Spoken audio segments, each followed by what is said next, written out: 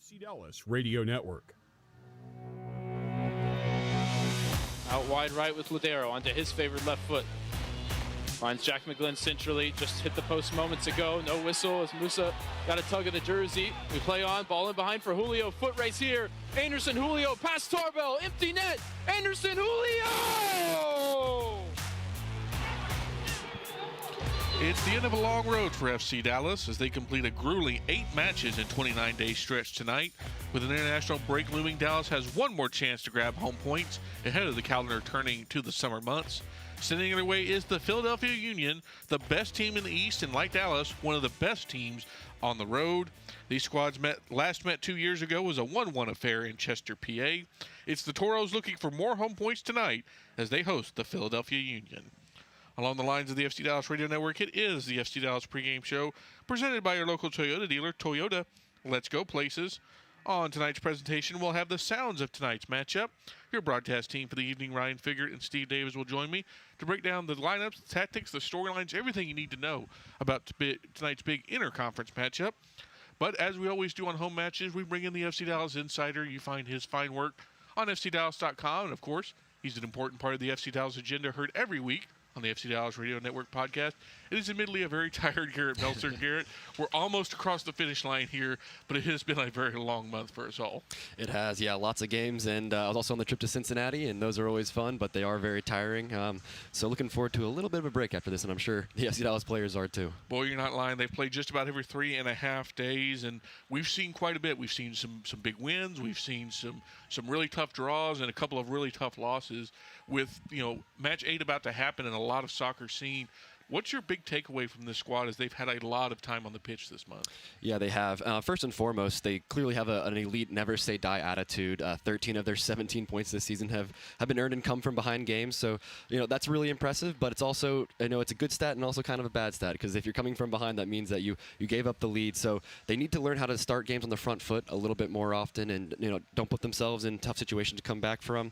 But on the other hand, I have seen some good things from their last few games. Even though the results haven't been as good as they were maybe in the beginning of the year, I do think these are better performances, especially in the attack. You see a lot more fluidity. The only thing is, it kind of comes in moments rather than being for big, long stretches like we'd like to see.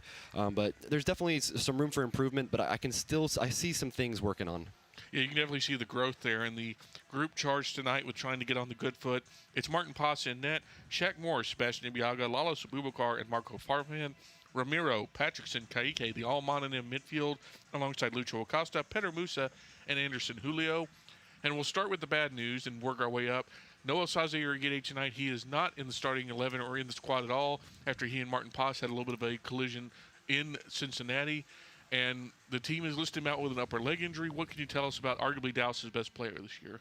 Yeah, it's a muscle injury, and it's going to keep him out for a little while, a couple weeks. It's really unfortunate because I think he's been FC Dallas's player this season. I mean, I think most people would agree with that. He's been absolutely phenomenal back there. Such a great offseason signing. But, if you're going to have an injury to a key player, there's no good time for it. But this might be an okay time for it, considering Dallas only has 3 games in June. Think if this injury had happened a month ago, he would have missed double, triple the amount of games. So, it's going to be a huge test for Dallas tonight and going forward without him back there. But Lalo Abubakar has played very, very well in the matches that he's been in. So he'll have to step up in this one, and interesting to see how he'll get on tonight. And you specifically mentioned only 3 games in the month of June. That's 2 weeks off before the 14th and the 25th and 28th. So it spaces really well for the Dallas's best player, who we wish a very speedy recovery. Someone who has made a speedy recovery, in fact, 2 players, Paxton Pomacall and Sebastian Lletget, though maybe Paxton's can't be quite called speedy. No Paxton tonight. He is not in the squad, but Sebastian Lletget is after dealing with a hamstring injury. What can you tell us about both of those guys, as one of them is back tonight, but it sounds like one of them will be back soon? Yeah, Paxton Pomacall, he took a knock to the knee against New York in the game that he played about 60 minutes, which was more than he expected to play, but it was an impact injury, and I believe it's a bone bruise. So that's overall good news, considering that it's not a ligament or anything like that, and we know that he's had so much injury trouble and, of course, just came back from a very, very long-term knee injury. So, like I said, an injury is never good, but it sounds like this one isn't too serious. And Sebastian Lletget working back from a hamstring hamstring injury that kept him out for 9 games. And prior to that, I think he'd probably been Dallas's most reliable midfielder. And I think even going back to last season, he was honestly the most consistent contributor for this team in what was a very up and down season. He was kind of the steady guy in the midfield there. So Dallas has really missed that, and it'd be great to see him back out there because he does something that really no other player in this team does, which is just connect passes from the back line to the attack. Just having a connector and an extra creator in there is going to be huge for this team. Yeah, and he really caught fire the second half of last season as well, coming into this year, and was having a good one before that hamstring popped up on him. Well, whenever those guys get back, they'll have an interesting attacking group in front of them. As tonight, it's Lucho Acosta, it's Petar Musa, and it's Anderson Julio. 2 of those guys popped up on Wednesday with goals, and Lucho was involved in pretty much all of that, although not getting direct assist on either one. This seems like it's Eric Quill's first choice attacking group at the moment. What have that trio done to earn that spot? Although some of it can be a little obvious in the case of Musa. Yeah, they produced. These are the 3 top scorers in the team: Petar Musa and Anderson Julio on 4, Lucho Acosta on 3, and they also.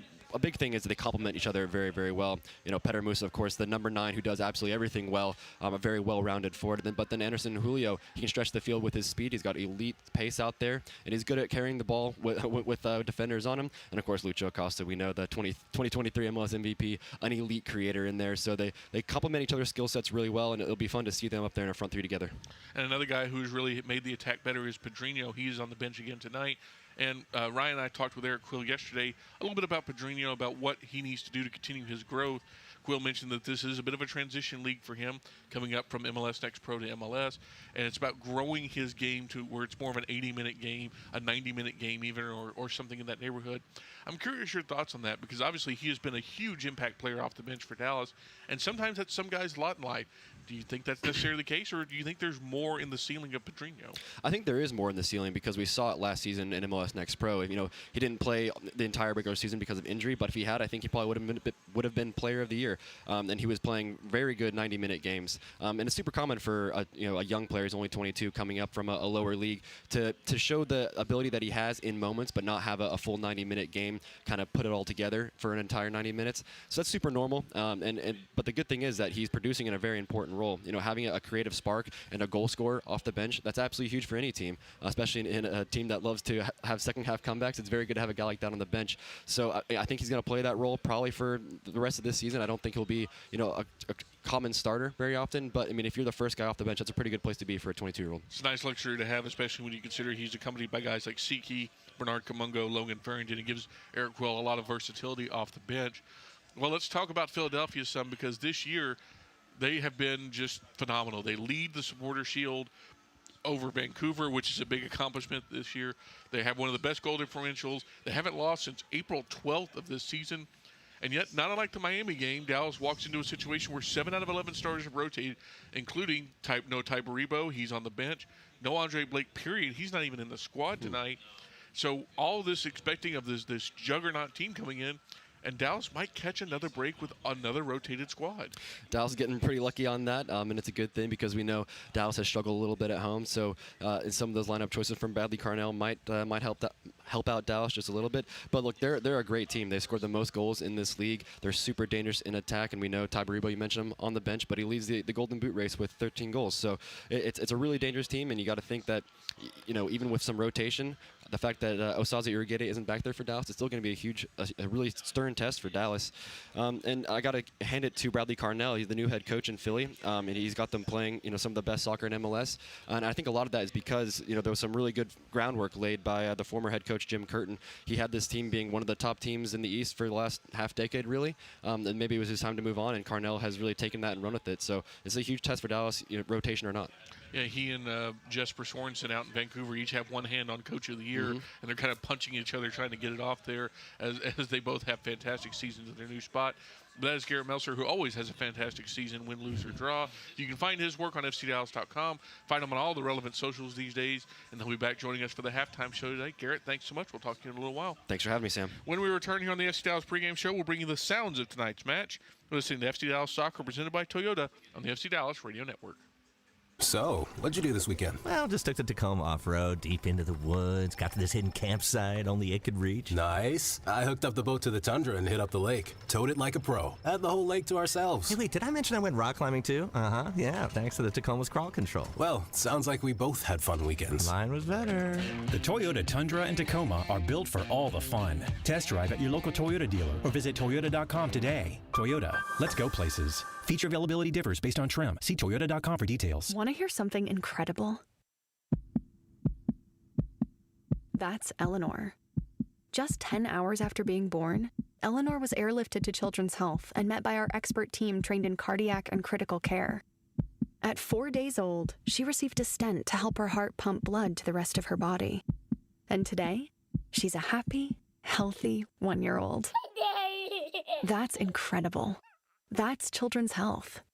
Incredible together. In sports, if you think joy only happens after you win, think again. Look at the world's most successful athletes like Serena Williams, Brooks Koepka, and Alex Morgan. They don't spend all their days grinding away. They take time to enjoy themselves, like getting together with friends over a Michelob Ultra, because they know that happiness is the key to winning, and that joy is the whole game, not just the end game. Michelob Ultra. 95 calories, 2.6 grams of carbs. It's only worth it if you enjoy it. Enjoy responsibly. AB Michelob Ultra Light Beer, St. Louis, Missouri.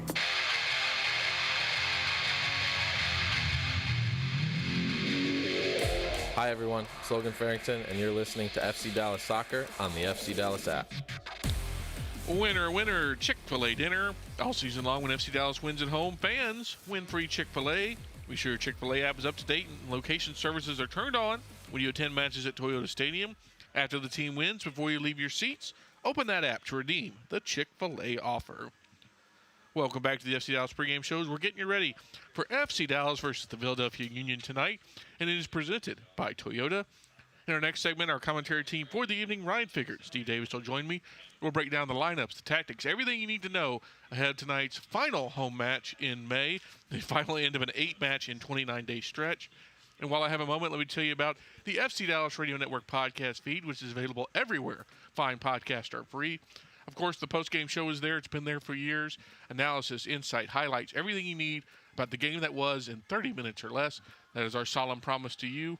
We break it a couple times a year, but hey, what good is a promise that we don't break every once in a while? But starting this year, it's the FC Dallas Agenda that comes out every week on either Wednesday or Friday, depending on the match weeks.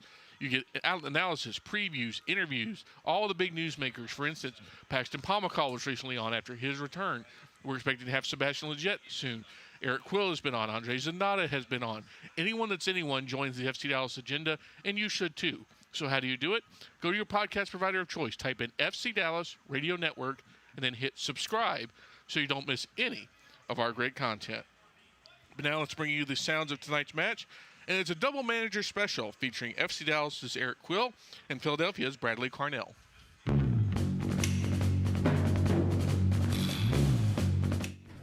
We'll find out tomorrow night, but I think they've been good. I mean, it's a quick turnaround, so it's our job is really these yesterday and today, just to get their bodies turned around for guys that are going to play, and then get their minds right. Again, great opportunity here at home against a good team. So we're gonna hopefully come out front-footed and looking to be the aggressive the game and dictate the pace of play.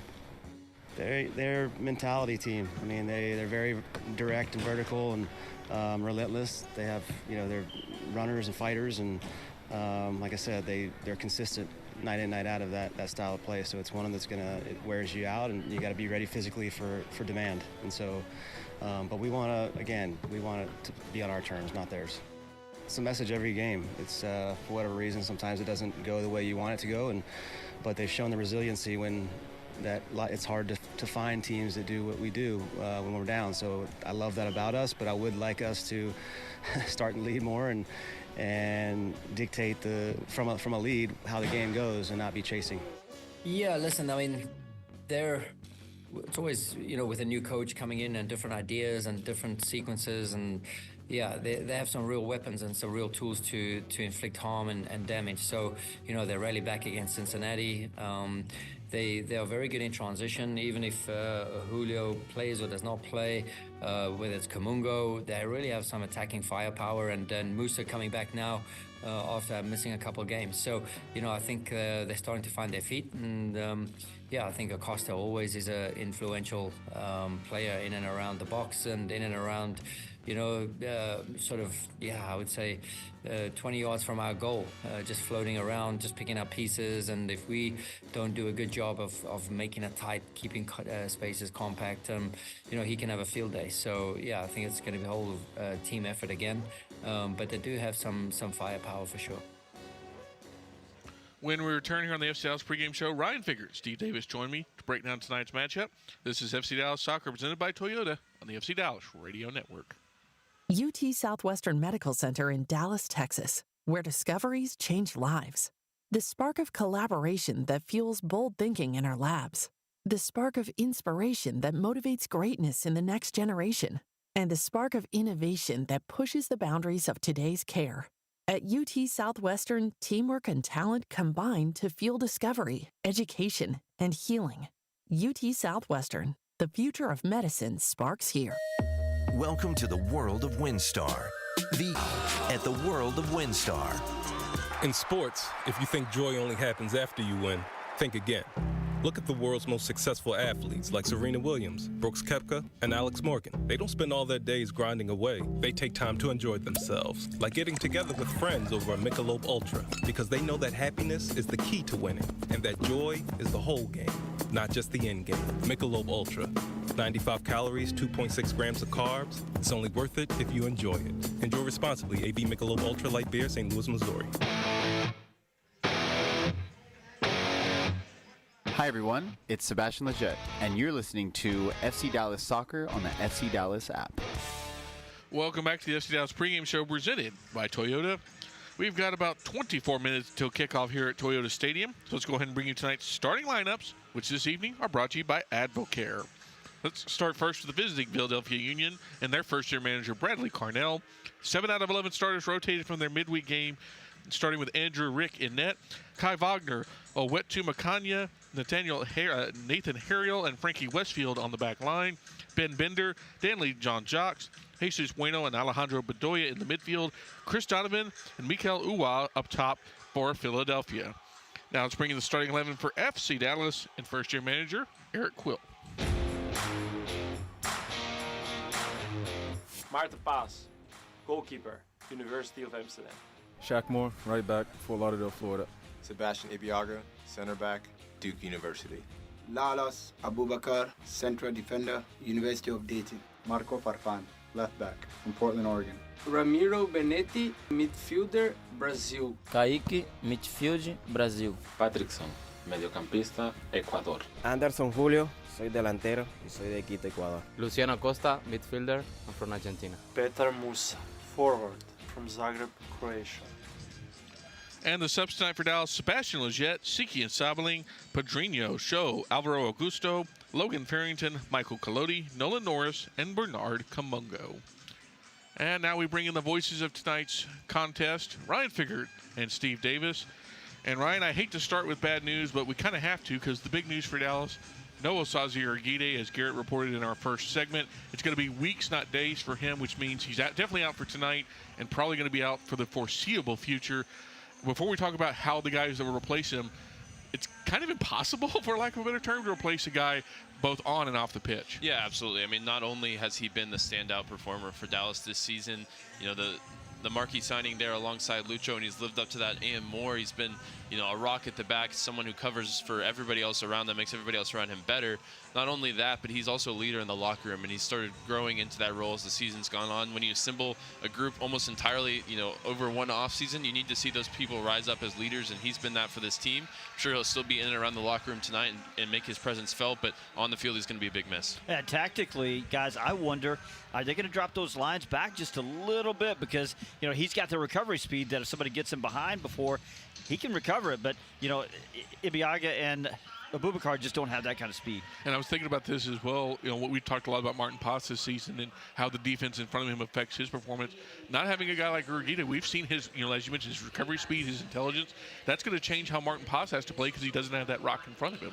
Yeah, he might need to adopt a higher starting position himself, and we know that's not necessarily the strength of his game. We saw him give away a penalty against Cincinnati on a play like that where the ball gets in behind. That was after Urguita had come off, and that's a situation where you would have expected Osazi to come and cover and, you know, make that into nothing, as he does so often and does so well. So it will adjust, you know, both between the center backs, the communication. You have to be more alert to the runs in behind. But I think we're going to talk about the Philadelphia side. They've taken a lot of the pace out of their 11. I think that actually plays to the benefit of Dallas, even with no Osazi tonight.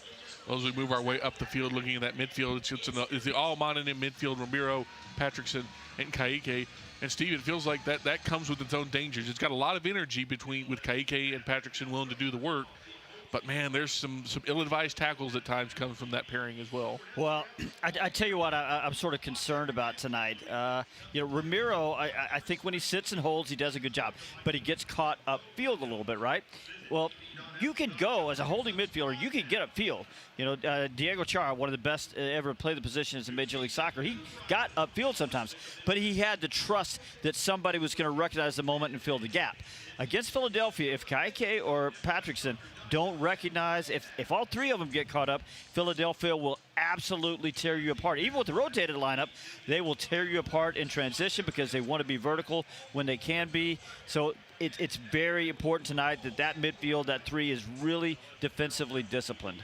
And another thing, Ryan, I'm curious about with this midfield, because Steve is 100% correct there, their passing has been, I think, a little bit inconsistent. Obviously, we've seen the high end where Patrickson just lobs a dime onto Ibiaga's head to get the equalizer in Cincinnati.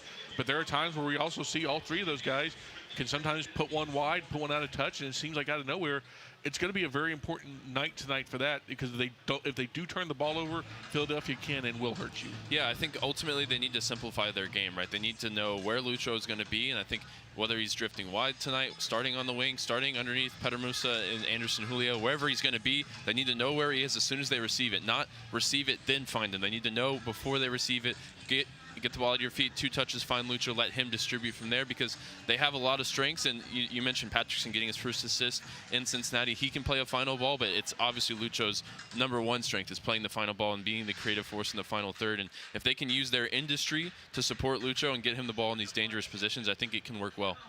And you know, let's talk about that forward group, because it is Anderson, Julio, Lucho Acosta, and Petar Musa in some lineup. And we've seen where it could be the diamond we're used to, could be where Lucho drifts out wide, Steve. Let's just hypothetically say it's the latter.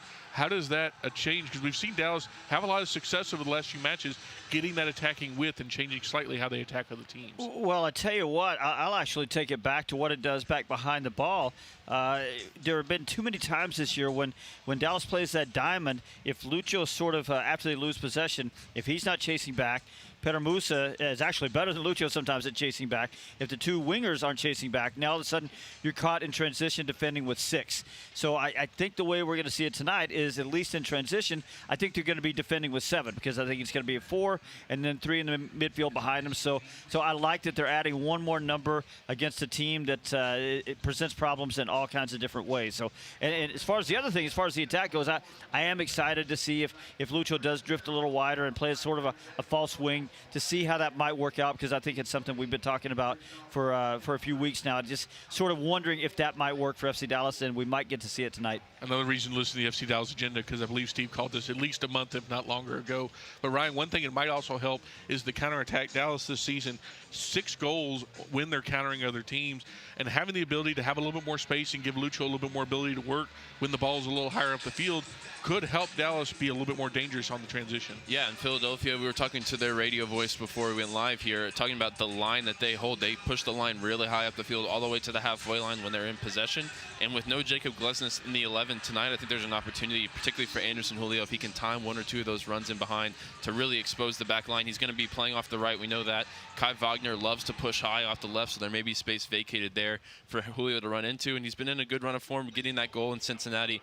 4 goals on the season, tied for Petar Musa for the team lead. I think this is a big opportunity for him to be the one to strike on the counterattacks. And as good as Philadelphia has been this year, their center back depth isn't great. They've got Nathan Harriel playing playing as a center back. He's an outside back, so another reason to think that maybe Dallas can really get something going offensively tonight.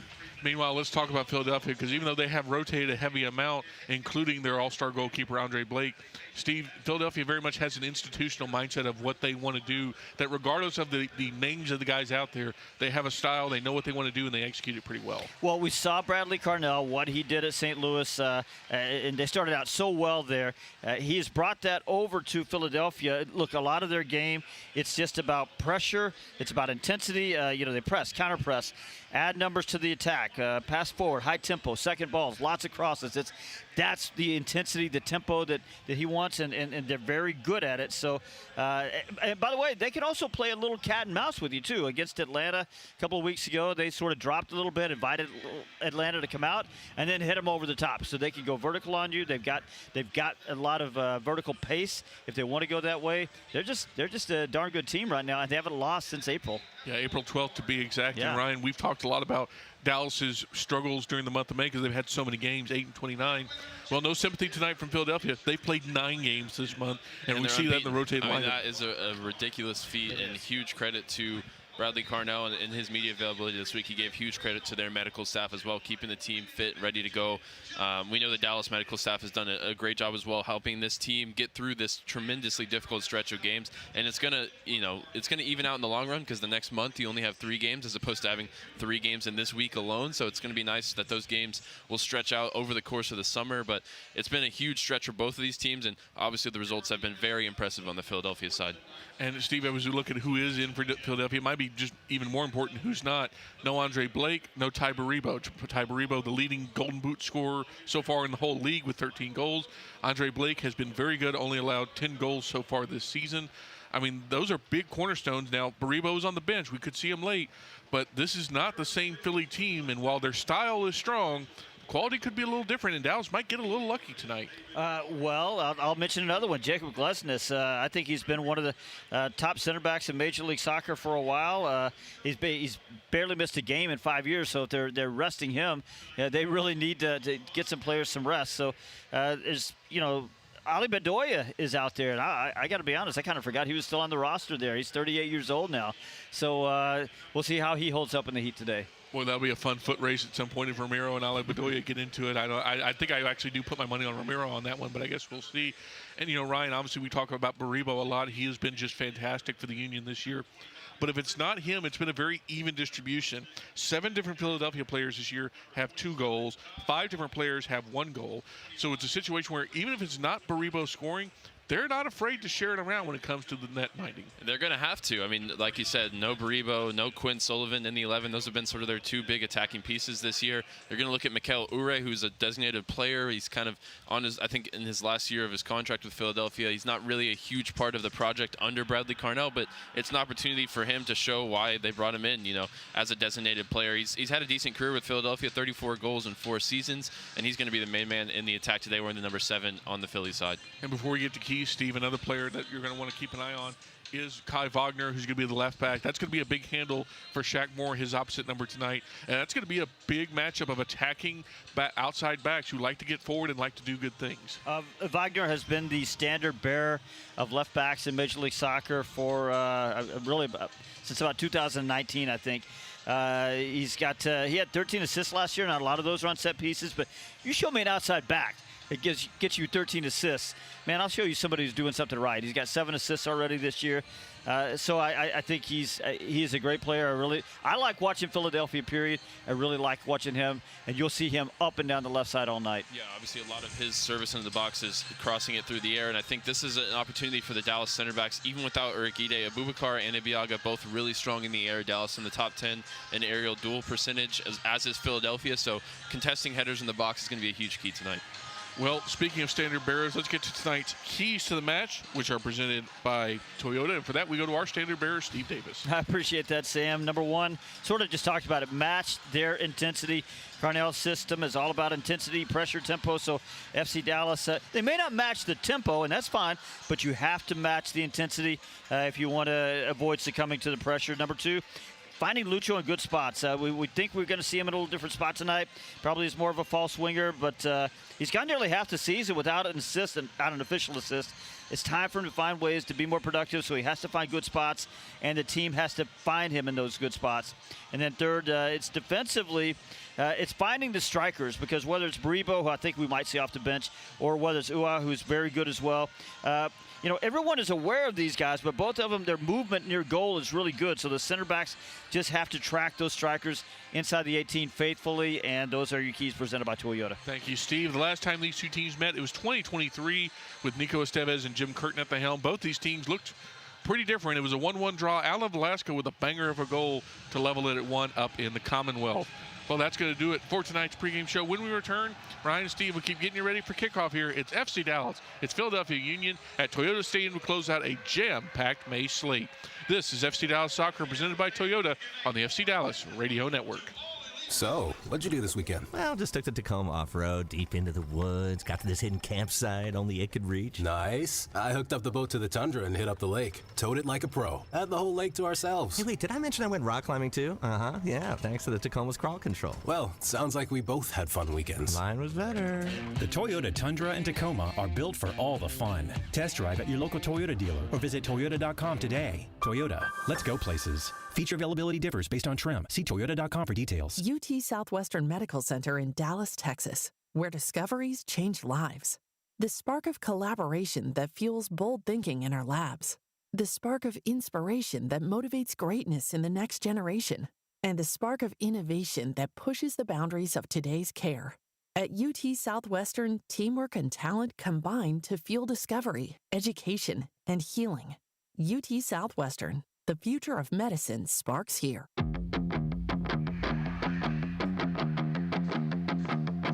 Hi everyone, it's Maarten Paas, and you're listening to FC Dallas Soccer on the FC Dallas app. Closes out a gauntlet run of 5 games in 14 days, thousands of miles of travel, and top opposition from around the country. What they need most, though, is a win to set things right at home. And across from them, of course, the Supporters Shield leaders, the Philadelphia Union, unbeaten in 8 games and flying high under first-year manager Bradley Carnell. I'm Ryan Figert, joined tonight on the call by Steve Davis here on the FC Dallas Radio Network. We are moments away from kickoff at Toyota Stadium. And Steve, this one coming into it, obviously you're looking at the standings. Philadelphia unbeaten in 8 games, top of the league. But they've rotated their team, and that gives this game a little bit of a different spice and maybe motivation for Dallas in the locker room right now. Yeah, I wouldn't be surprised if somebody is in there pointing to that lineup saying, hey, they think they can come in here and rotate the entire lineup. Look, what I say about that is it's not really about the other team. It's about them. So Dallas has rotated at different times. So that's what it is. But yes, it could be a motivational ploy for sure. And talking about the Philadelphia Union, that rotation takes, a 3-time MLS goalkeeper of the year, an MLS defender of the year, the top scorer of the league this season out of their lineup. Still a lot of quality there, but Dallas is going to look to hit it, particularly on the counterattack tonight. Pedro Musa getting a goal, Anderson Julio getting a goal in Cincinnati midweek, and Lucho Acosta and Anderson Julio both celebrating their birthdays today. Those are the 3 pieces in the attack, and it's going to be crucial for them to connect quickly when Philadelphia turns the ball over, Steve. For sure. Look, they're going to press and press and press. Even in it's not that hot today. It's going to get hotter. But, yes, you have to connect, but you have to connect quickly. You have to do it carefully. And sometimes you're just going to have to kick the heck out of it to avoid the press. A referee tonight, Fodis Bazakos, in his 8th game of the season, assisted by Corey Parker and Chantel Boudreau. They lead the teams out. Alejandro Bedoya wearing the armband for Philadelphia. Lucho Acosta wearing the armband for FC Dallas, who are wearing their red and navy blue tonight. As they take the field here at Toyota Stadium. Temperatures in the 80s, a lovely day for it. Just on the stroke of getting that summer heat really up and cooking here in North Texas. But tonight, it's a good one for soccer as the fans are filling in Frisco. And we will step aside for a brief moment for the national anthem. And when we return, we'll be back with kickoff here on the FC Dallas Radio Network. So, what'd you do this weekend? Well, just took the Tacoma off-road, deep into the woods, got to this hidden campsite only it could reach. Nice. I hooked up the boat to the Tundra and hit up the lake. Towed it like a pro. Had the whole lake to ourselves. Hey, wait, did I mention I went rock climbing too? Uh-huh, yeah, thanks to the Tacoma's crawl control. Well, sounds like we both had fun weekends. Mine was better. The Toyota Tundra and Tacoma are built for all the fun. Test drive at your local Toyota dealer or visit Toyota.com today. Toyota, let's go places. Feature availability differs based on trim. See Toyota.com for details. Welcome to the world of WinStar. The world of WinStar. Want to hear something incredible? That's Eleanor. Just 10 hours after being born, Eleanor was airlifted to Children's Health and met by our expert team trained in cardiac and critical care. At 4 days old, she received a stent to help her heart pump blood to the rest of her body. And today, she's a happy, healthy 1-year-old. That's incredible. That's Children's Health. Incredible together. UT Southwestern Medical Center in Dallas, Texas, where discoveries change lives. The spark of collaboration that fuels bold thinking in our labs. The spark of inspiration that motivates greatness in the next generation. And the spark of innovation that pushes the boundaries of today's care. At UT Southwestern, teamwork and talent combine to fuel discovery, education, and healing. UT Southwestern, the future of medicine sparks here. Hi everyone, it's Sebastian Ibiaga. Tonight's FC Dallas match is up next, right here on the FC Dallas app.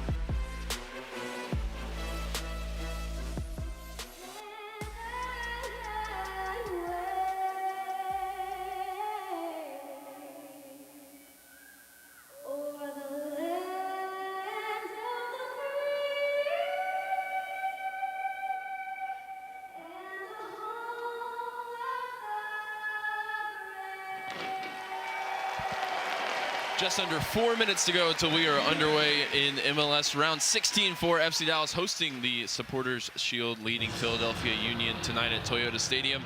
Thank you for joining us here on the FC Dallas Radio Network. Myself, Ryan Figert, alongside Steve Davis. And Steve, the #1 question that this FC Dallas team has to answer is how to figure out the home form. On the road, they've been, one of the best teams in all the league.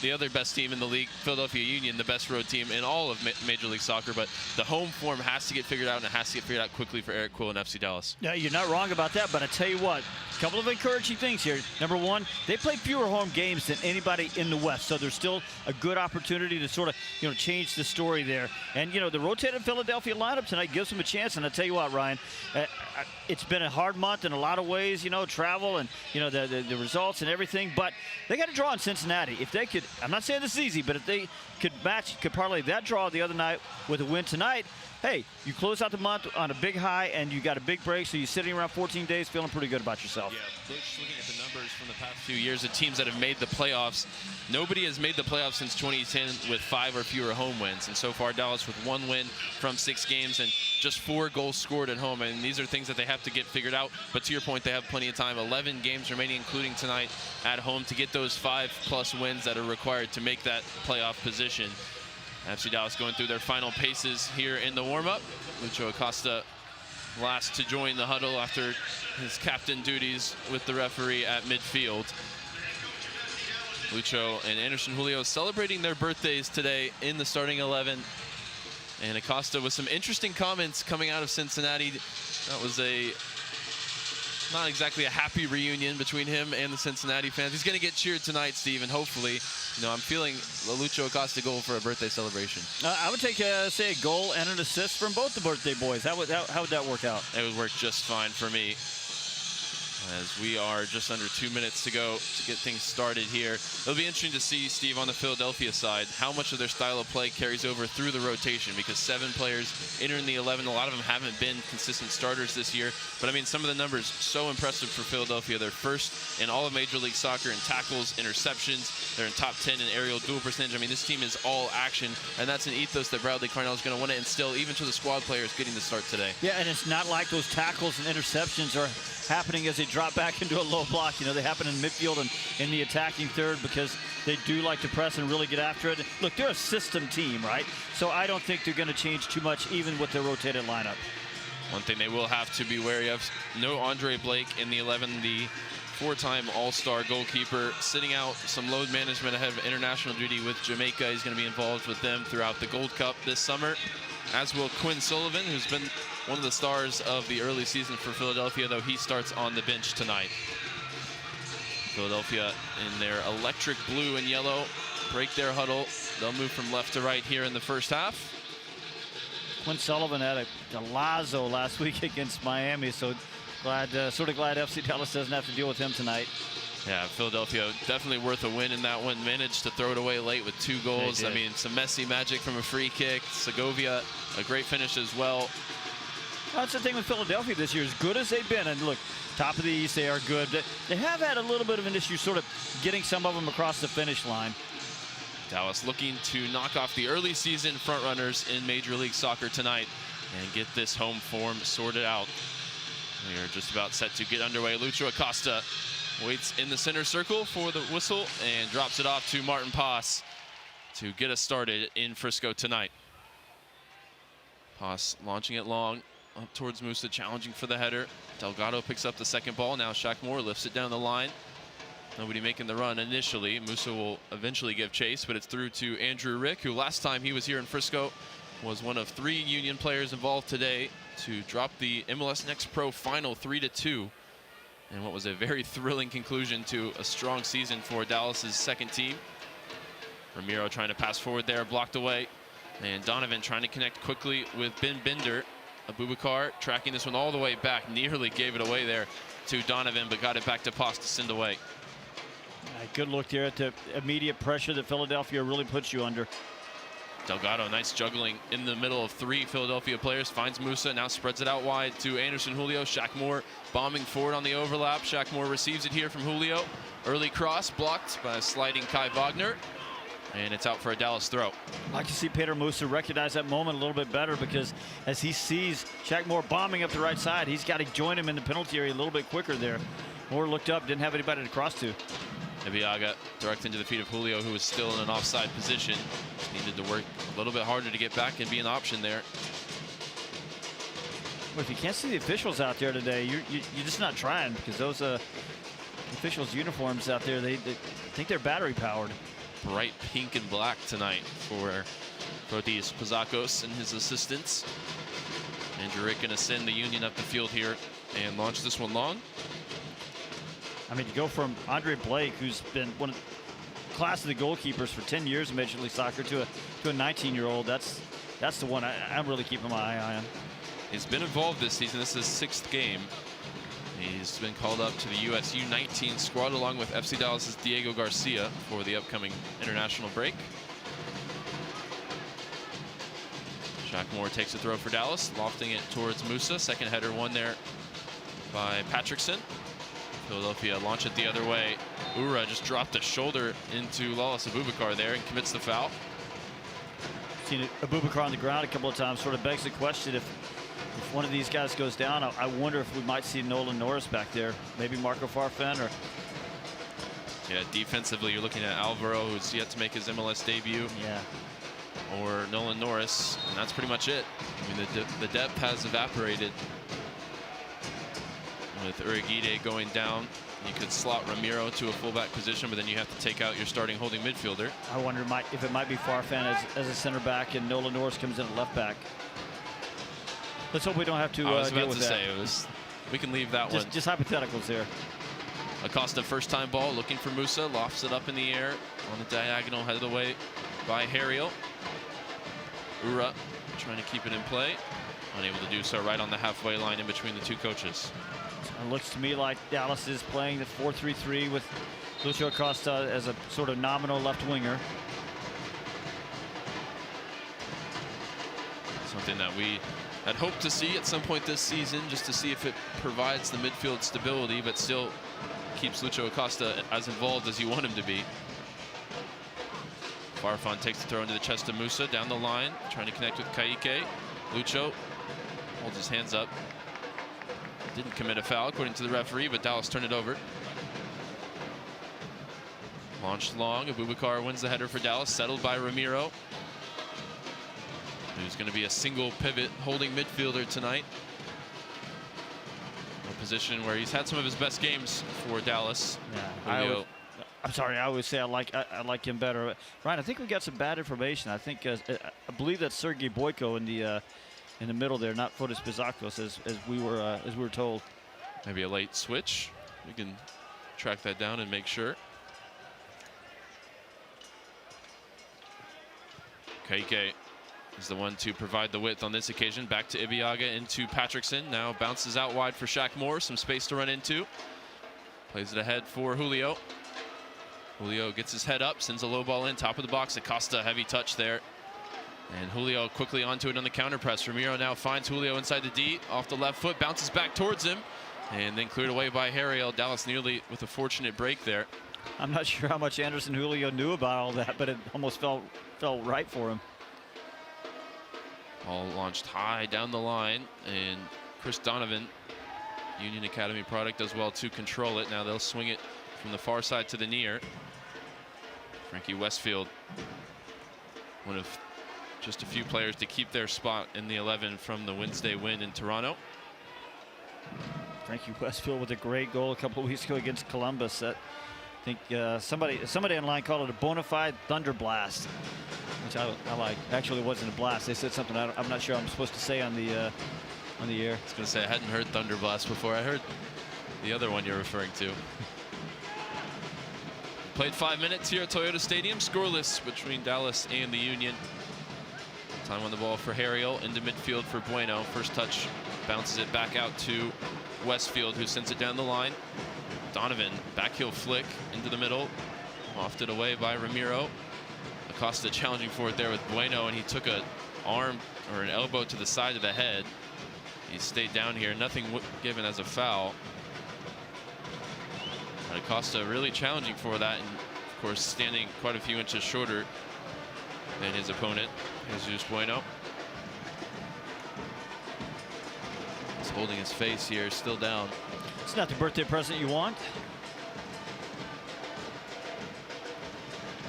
Acosta turning 31, Anderson Julio turning 29 today.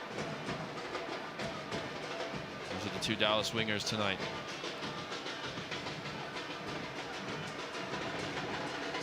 Farfan takes the throw into Delgado, who found themselves some space in midfield to get turned. Switches out to Shaq Moore. Diagonal ball over the top, looking for Lucho. Headed away by Westfield. Farfan then retrieves it. Combining here with Ramiro. Nice work from Marco Farfan to juggle it and find Kaique. Lucho trying to force it down the line there, wins the throw. Costa still holding the left side of his jaw there. Ibiaga, some time on the ball here in the defensive half. Fresh off snatching a point with that equalizing goal late in Cincinnati.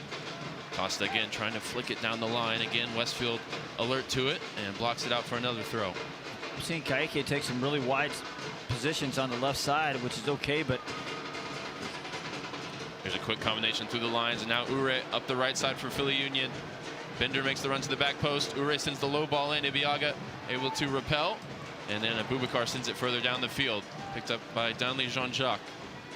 Out wide right for Westfield. Pursued by Kaique. Sliding tackle there right in front of the Dallas supporters section. And it's a good one. Puts it out for a throw. It was a no-nonsense tackle from the FC Dallas midfielder on Frankie Westfield. Looks like the Union going to line up a long throw here for inside the box. Jean-Jacques now joins them in the 18. And Westfield going to heave this one in. Flicked along at the near post. Header again at the near post. Was just off target. I think that was Donovan with the effort. First real attempt either way. We said the movement of the forwards is good for Philadelphia, so you don't want to lose a header battle inside the penalty area. You certainly don't want to lose two of them. Dallas looking like they're going to go short here from the goal kick, try and invite the pressure. Union forwards waiting just on the edge of the 18-yard box will now pursue as it's rolled over to Abubakar. Further wide for Farfan, down the line to Lucho. First time ball finds Ramiro. Back to Lucho. Bedoya nearly picks his pocket, but again breaks for Lucho, who quickly spreads it out to Julio on the far side. Shaq Moore goes on the underlap this time. Julio past one, now finds Patrickson. Delgado lines up a shot from distance, and that one whistles past the post just wide. A really good sharp counterattack there from FC Dallas, and it was all sprung by that big switching ball of about 50 yards from Lucho Acosta. I'll tell you what, through 9 minutes, I've seen a lot of positives out of Patrickson in midfield. I agree. It's looked a lot cleaner in possession than at times this season, and nearly opened the scoring there. That one just maybe half a foot wide. I noticed a while ago, it just seems like he's making really good, quick decisions. A lot of one touch so far. I like that from him. Union walk it up here. Makanya, the center back out of South Africa, was sent off in that next pro final against North Texas SC last year. Now Andrew Rick launches it long over everybody's head. That'll be comfortable for Martin Paas.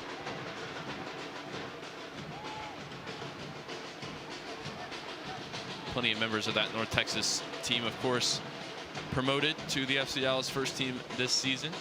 Pedrinho has really made a big impact. He's available amongst the subs tonight. Got the winner at the death in that game. Ramiro ahead to Musa, trying to get turned up into the air, wins the header, looking for Acosta. And now here it is, Acosta down the line from Musa, lifted into the path of Anderson Julio in behind. Anderson Julio gets there first. Oh, he just dragged it wide. Andrew Rick there, caught in no man's land, but Anderson Julio unable to punish and grab that birthday goal he's looking for. Yeah, it's a great little entry ball from Lucho Acosta right over the top, and I think Lucho Acosta's starting to feel it here a little bit. I think this new position, or the new spaces he's occupying, he might be liking it at the moment. Dallas with a good run here these last couple minutes. We've played 10 now, still scoreless. Philly with one chance off the throw-in and a couple recently for Dallas from the run of play. It's also worth mentioning, you know, even though Philadelphia's back line is most of the regulars, but in the midfield, you know, they're newbies and Ali Bedoya, so Acosta's, he's got a chance to find some joy. There's a diagonal ball. Bedoya loitering at the back post, wins the first header, flicked along, now set up for Bender inside the 18, set back now to Ura. Ura, left-footed ball chipped in all the way through the 6-yard box. Bedoya at the back post taps it wide. And there's those moments where the Union just floods the penalty box and it's so difficult to find your man. Dallas not punished on this occasion. And you're right, you know, they've got numbers back there. They've got enough numbers back there to deal with it, but you still have to deal with the movement.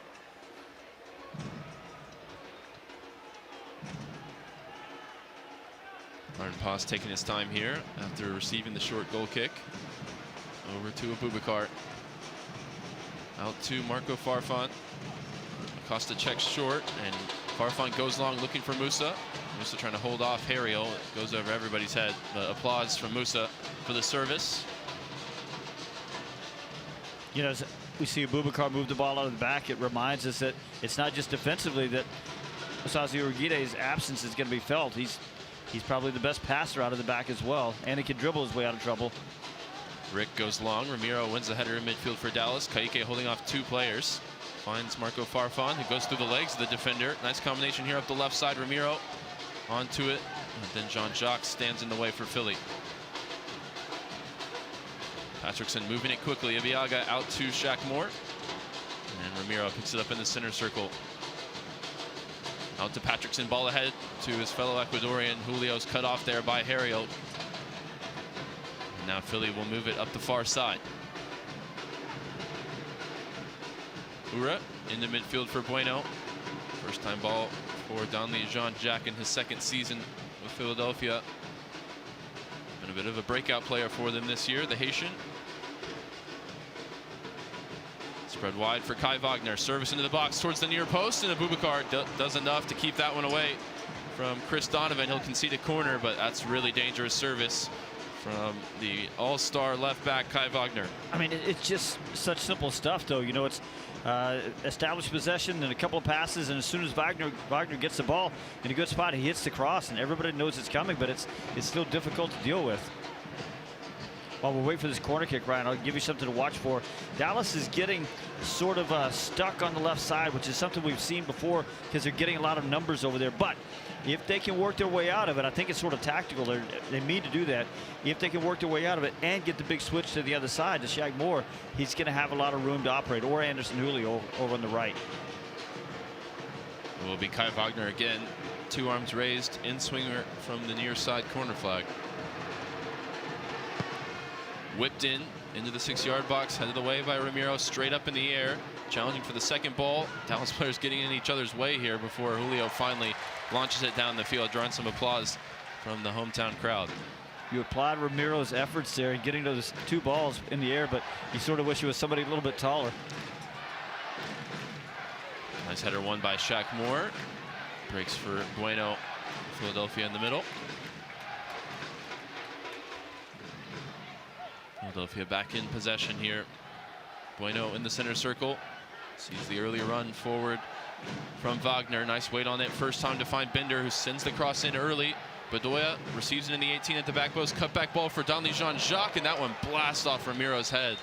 And he's immediately hits the deck. It's behind for a corner, but the concern will be with the Dallas midfielder here, who put his body on the line for the block. Again, though, it's a big ball out to the left, and that time it wasn't Wagner that hit it. He went to Bender, who immediately hit the cross. And Ramiro just took a shot from 5 yards away, square to the head. He's up and responsive, but that one is a real stinger. And Dallas without a ton of depth in that position. Siki and Sabling's just been sent to warm up, so it looks like that would be the change if they have to make one. Yeah, if they had to make it, it would be Kaike going to that holding spot and Siki playing just a little bit higher. Sebastian Lletget back on the bench for the first time since April. He wouldn't have anywhere near the amount of minutes they'd need to go the rest of the way. He might be a second half option for Eric Quill. So we get a look at the chance for Julio earlier. So close to beating Andrew Rick at the near post, but just closed his foot a little bit too much, dragging it wide to the near post. Ramiro is going to have to go off here to go through concussion protocol, and Dallas will have to defend this set piece a man light. Ramiro was the one who headed the last one away. And looks like it might be Lucho Acosta taking his spot. So somehow you've gone from Ramiro and you've gotten shorter, patrolling the top of the 6-yard box.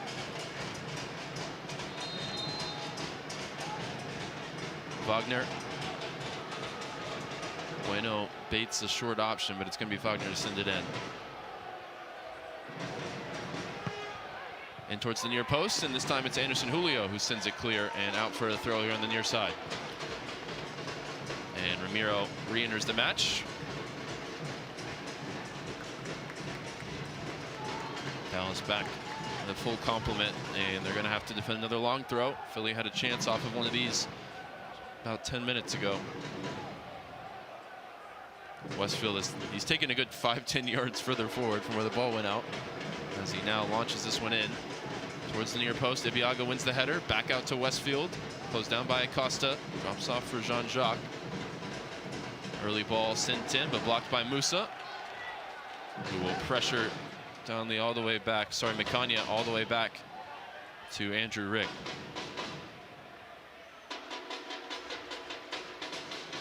Dallas sitting in a mid-block here, 20 yards. The defensive line set a little bit deeper here as it's Wagner over the top. Ura wins the first header out to Donovan. Donovan on the left side, cutback ball finds Ura, and Patrickson. Some nice work tracking back there to take it away. I didn't like now how Julio poked forward into the feet of Musa. Musa gets turned, finds Lucho Acosta in space up the right side. Julio busting along to enter the box to his left. Early ball sent in towards Anderson Julio inside the 18. Looking for a teammate, sets it back for Kaike. Shot up into the air, bounces back out wide to Lucho Acosta. Acosta, corner of the box, lifts this one in towards Musa. Headed away by Mecania, behind for a corner. Another good counterattack there by FC Dallas. So, and you know, again, they're looking to release the ball up the right side, sort of maybe when they can establish left and then push it up the right side. Let Anderson Julio and Shaq Moore use their speed on that side. Kaike taking that shot from distance with Acosta standing wide open on the corner of the 18, but it deflected right to where he should have passed it. So, you know, wrong process, correct result. It's going to be Acosta from the far side to take this corner. 5 Dallas players inside the 18. Abubakar makes his run at the back post. Here's the ball sent in towards Abubakar. Rises highest, but Harriel gets the header to clear. And Kaike nearly got caught on the ball, but it's going to be Mecania whistled for a foul. And this is a decent looking set piece opportunity now for Dallas. Kaike realized he had no options there and just sort of turned him, and he did get caught on the ankle. Mecania and Bradley Carnell didn't think there's any contact, but I thought he got quite a bit of replay. He definitely got him. Yeah.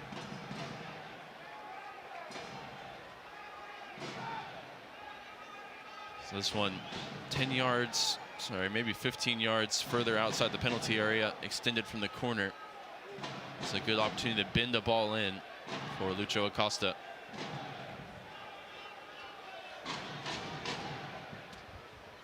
Everybody back defensively for the Union, who set just a one-player wall. Patrickson an option short as well for Lucho Acosta. Acosta sends the ball right in towards Abubakar. Back post was making the run. Harrio sends it clear. Headed back into the mix by Ramiro.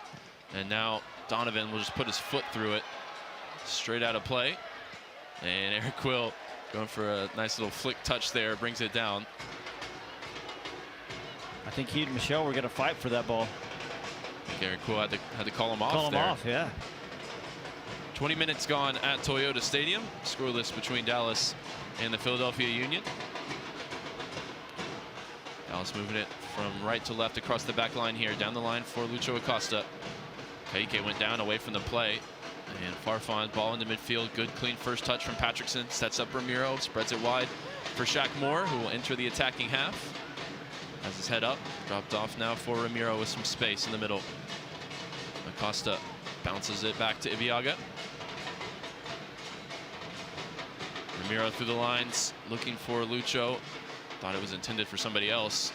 That one given away. It wasn't a good pass. It was back behind Lucho Acosta. Philly moving it now through midfield. Jean-Jacques out to Ben Bender, recently picked up as a free agent after his time in Charlotte, former #1 overall pick. Jean-Jacques out to Ali Bedoya. Westfield provides the width here. Back to Jean-Jacques, pressured from behind by Acosta. Goes down softly there. One of the foul, nothing given. And Dallas trying to combine up the left side, but Nakania steps in. Puts it out for a throw. Yeah, one more time, Ramiro just didn't quite make the connection with Acosta. Well, the best way to experience FC Dallas soccer is with a season ticket membership, which has a host of benefits that make this the best option in sports, including a complimentary MLS season pass subscription, discounts on concessions at Toyota Stadium, and much more. You can find the membership that's perfect for you at fcdallas.com/memberships. 3 shots each. I think Anderson Julio and the feed from Lucho Acosta easily the best chance of the match so far.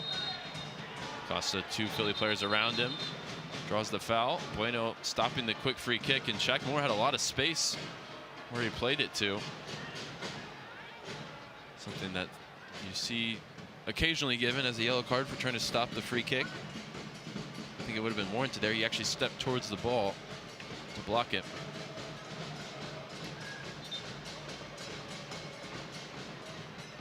While back in play, Acosta goes short. Patrickson back to Abubakar.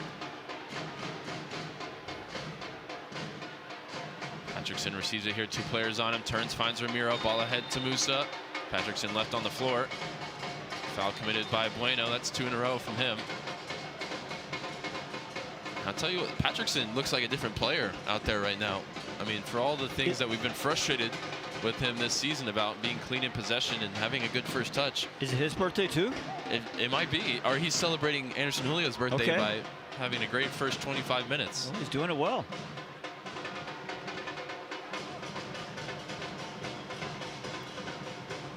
Dallas in possession with Sebastian Ibeagha. Shaq Moore down the line for Patrickson. And I was just waiting for it. He gives it away as soon as we talked about it, but he's quick to return and win the ball back. If you're going to give it away, you get forgiven if you go get it right back. Musa, that pass off the mark, looking for Kaike. Turns it over to Jean-Jacques.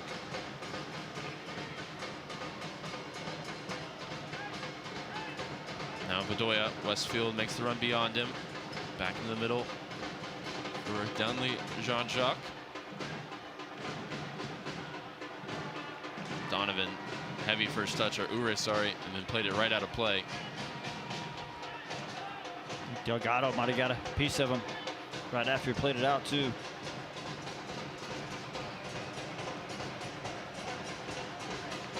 Farfan waits to take the throw, looking for an option into Ramiro. Set back for Marco Farfan, didn't have really anywhere to go with it. Lifted it up in the air, header won by Donovan for Philadelphia. Acosta stepping in the passing lane there, intercepts from Jean-Jacques. Back to the Haitian. And good composure there from Macania to chip it through 2 Dallas players and beat the press. Kaike there He went in hard for the tackle, and I think Westfield didn't want any part of it, just sort of backed out, and as he backed out of it, the ball rolled right into the Dallas bench, throwing FC Dallas. Although it took a minute for Sergei Boyko to sort of work that one out. Well, when you put a crunchy tackle in early in the game, it can be in the back of your opponent's mind. That's what we saw there.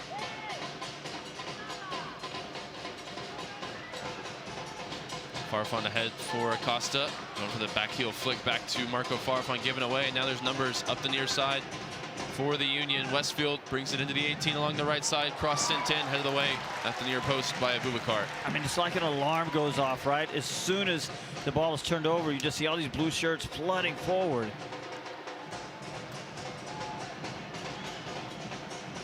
Another corner kick for Kai Wagner from the near corner. Third corner kick for Philadelphia.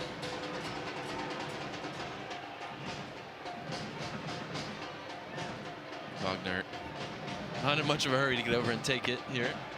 He's not going to go look for a second ball as an option. A little surprising. Usually Philadelphia likes the higher tempo. Goes short this time to Bueno. Back to Wagner. First time ball sent in. A lot of air underneath this one at the back post. Header won by Hariel. Back into the middle. But the whistle goes. Kaike drawing a foul there from Mekanya. I thought it was pretty obvious, and it was about 6 yards away from the referee Boyko.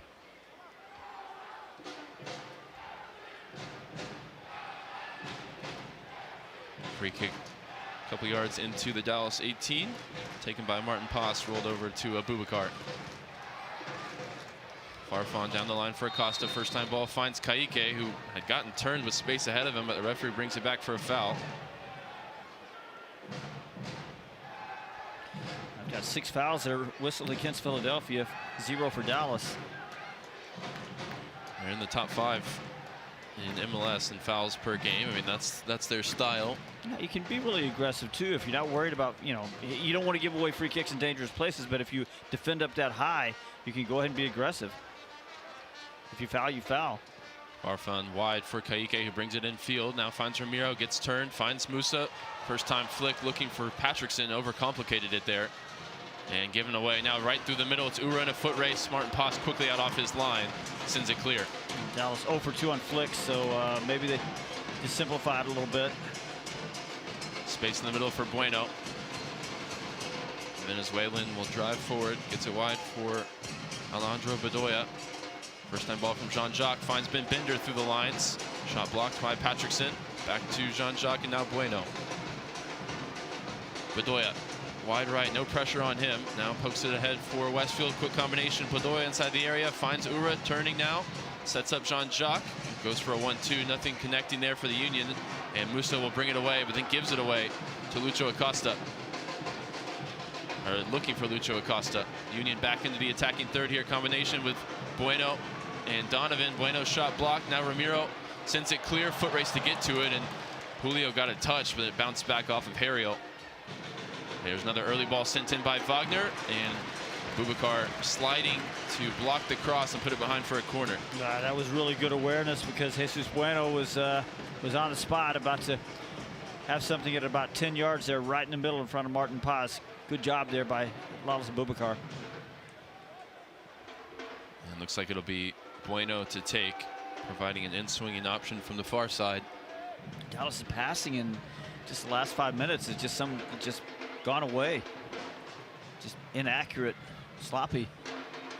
I thought they'd done well for the first 20-22 minutes. 2 wait inside the 6 for the Union, 5 across the top of the box.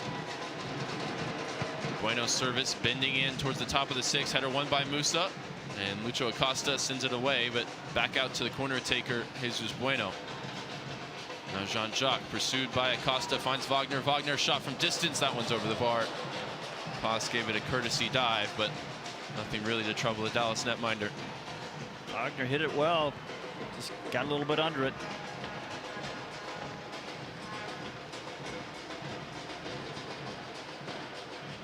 Chances both ways in this opening half hour. Dallas probably going the closest with the Anderson Julio chance set up by Acosta. But that early momentum maybe starting to fade away for Dallas at this point. We'll go short on this goal kick. Abubakar out to Farfan. Down the line for Kayike. Easily picked off there by Bueno. And sliding tackle there from Farfan. And it bounced back off Bedoya. And it'll be a Dallas goal kick. It's the first time Dallas has not been able to build out on the goal kick. So far, they've done pretty well against the press. Saw a pretty passionate conversation between Kayike and Abubakar as to why it didn't work there after the ball went out of play. Union going to drop off the press here, and Dallas will walk it forward. Delgado, ball over the top, looking for the run of Acosta. Not a bad weight on the pass, but Acosta couldn't quite corral it. It's out for a Union throw. I think that's something Dallas needs a little bit more of, is movement off the ball. Acosta trying to provide it there. This throw in over the head of Ibiaga. Shaq Moore in retreat, and Abubakar pulled Ura down, and he's picked up a yellow card here. That's going to be one to watch the rest of the way.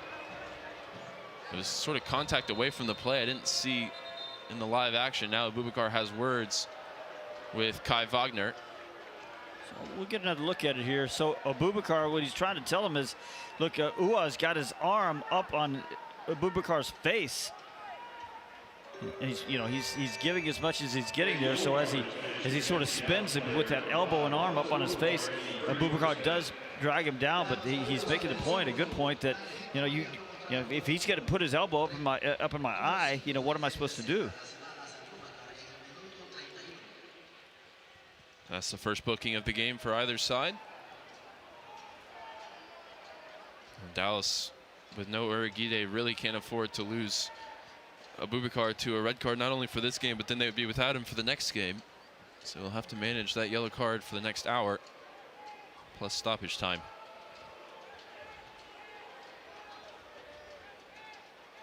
Well, the free kick is at a manageable distance for FC Dallas's defenders. It's going to come at about, you say, about 50 yards out, right side. Yeah, and Dallas sets the line maybe 4 yards outside the 18. Plenty of Union players forward as Wagner's going to send this one in. Still could be a tricky one. With the service from Wagner, he can just drop it anywhere. Right arm raised for the German left back. Goes towards the near post. The run made there by Bedoya. Bedoya gets there ahead of Paz, but can't get it on target. Clearly something they had coordinated. Nearly came off. A little surprised that maybe Martin Paz couldn't beat Bedoya to that ball. We've got a break before the next Dallas home match. They'll be back on June 25th to host the San Jose Earthquakes. That's a 3 Points Wednesday and a $1 hot dog night, I believe. So for tickets and more information, please visit fcdallas.com. Only chance at $1 glizzies all year here at Toyota Stadium. No promises on if it's Logan Farrington throwing them out after the game, but that was a lot of fun last year. I'm looking for some adjustment that Philadelphia may have made. I really don't think they've made one. I think as Delgado gives the ball away in the center circle, I think Dallas has just gotten sloppy in possession here, because it's been 8, maybe 10 minutes now that Dallas has had any kind of possession. Bueno receives it here in the middle for the Union. Now Harriel out wide left for Bender. Harriel was a part of the U.S. squad at the Olympics in Paris last summer.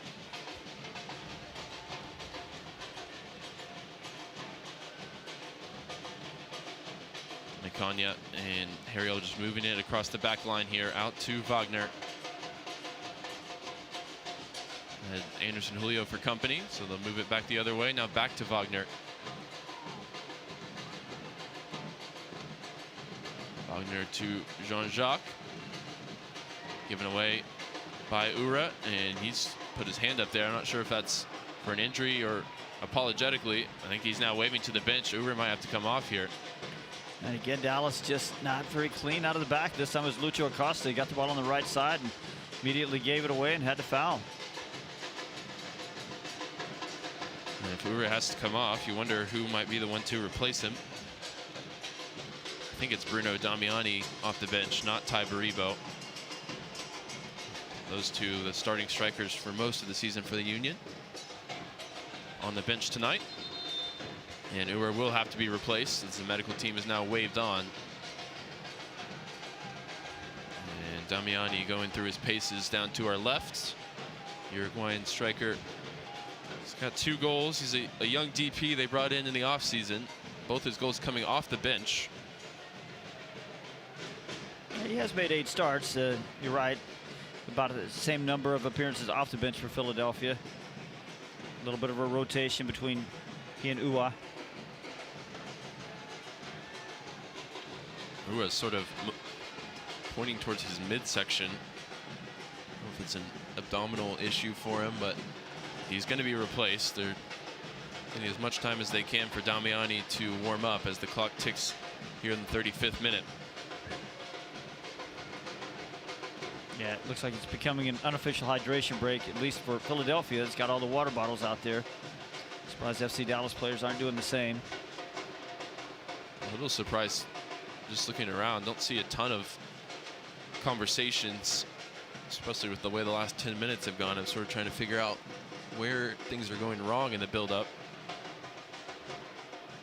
Now the water bottles are being distributed to the Dallas players. All right, one of the things that's happening is as Dallas gets in possession, Lucho Acosta, who is sort of a left winger, drifts into the center.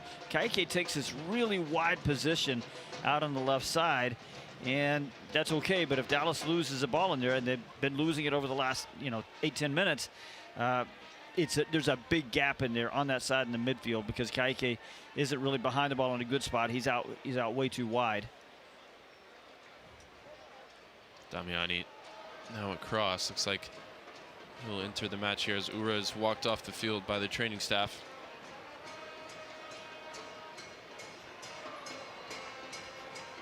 Union definitely content to take the air out of the game here in the first half. Not just with this injury, but not a huge urgency with the ball out of play. It's interesting. With the rotated squad, maybe that's part of the game plan. Well, they have 2 gears, don't they? It's either very slow or very fast. Confirmation, Ura off, Damiani on.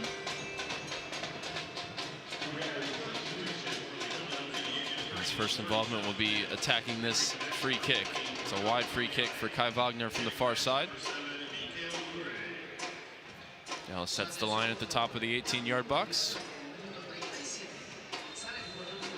Right arm raised for Wagner. Cues the runs from his teammates, sends the ball into the dangerous area. Header won at the near post by Donovan, but he nods it wide, and that was basically a free header for the Philly homegrown. I know basically about it. It was a free header. Looking at the replay there, it was Anderson Julio that was closest to him.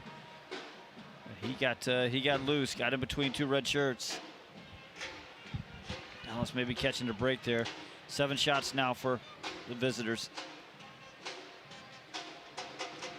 Pass again, inviting the pressure out to Abubakar, back to the Dallas number 1. And we'll dribble it forward. Be joining up with Indonesia for their World Cup qualifiers over this upcoming international break. Some make or break fixtures for Team Garuda. All down the line for Julio, who looks like he's switched over to the left side. And that may be the adjustment for Dallas here.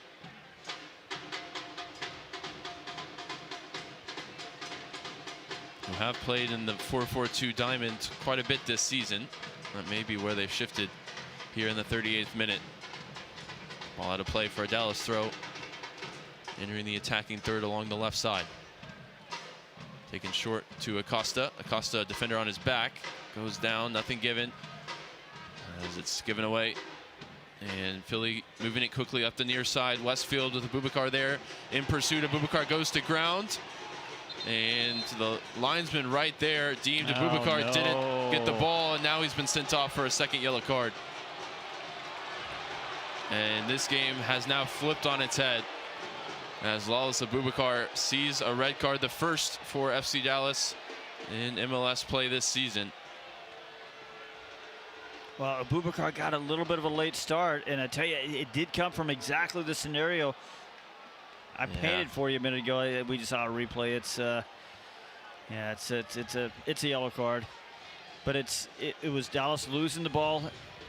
Ka'ike is out wide, so it's not his fault. This is tactical. So there's a big gap there. They play the ball right through that gap down the right side. Abubakar just got a late jump on it. I don't think that I don't think you recognize the speed there of Chris Donovan. By the time he realized that he was a step behind, blew in on the tackle. So a big chance here for FC Dallas against rotated Philadelphia. Things started so well in the first 20 minutes. Now it's going to be tough. We'll see what the adjustment is. As soon as the card came out of the pocket of the referee, we saw Alvaro run from the bench to go warm up. He's the like-for-like center back option. You'll have to sacrifice somebody in the attack to bring him in. And Wagner now stands over this wide free kick here in the 40th minute. Ball swung in towards the danger area, flicked on by the Union. Looks like last touch was off a Dallas player behind for another corner. Look, right now, Philadelphia's winning the battles on the dead balls. You know, these set pieces are all about delivery and then winning your individual battles. So they're going to get the delivery from Wagner as they keep getting it. You got to win those battles in there. And not only do you lose Abubakar and lose the even strength, but you lose one of your best players in these aerial battles, and the Union put the most crosses in of anybody in the league.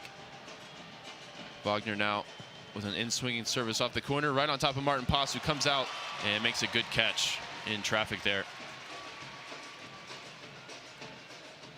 So right now on the bench, I'm sure Eric Quill and the staff, they're trying to figure out who they're going to subtract so they can get that other center back on. For now, it's Farfan and Ibiaga as the center back, Shaq Moore at left back, and Ramiro at right back. As Dallas go direct, Musa wins the header out towards Julio. Julio, nice feet there, finds Musa once again. 3 in the attack here for Dallas. Shaq Moore goes on the overlap, poked inside for Lucho Acosta, pass just behind him, and he gives it away. Musa's passing tonight has just been a little off. And now a foot race at the other end. Damiani straight into the action. Ibiaga gives him a bump there, and Pass sends it clear.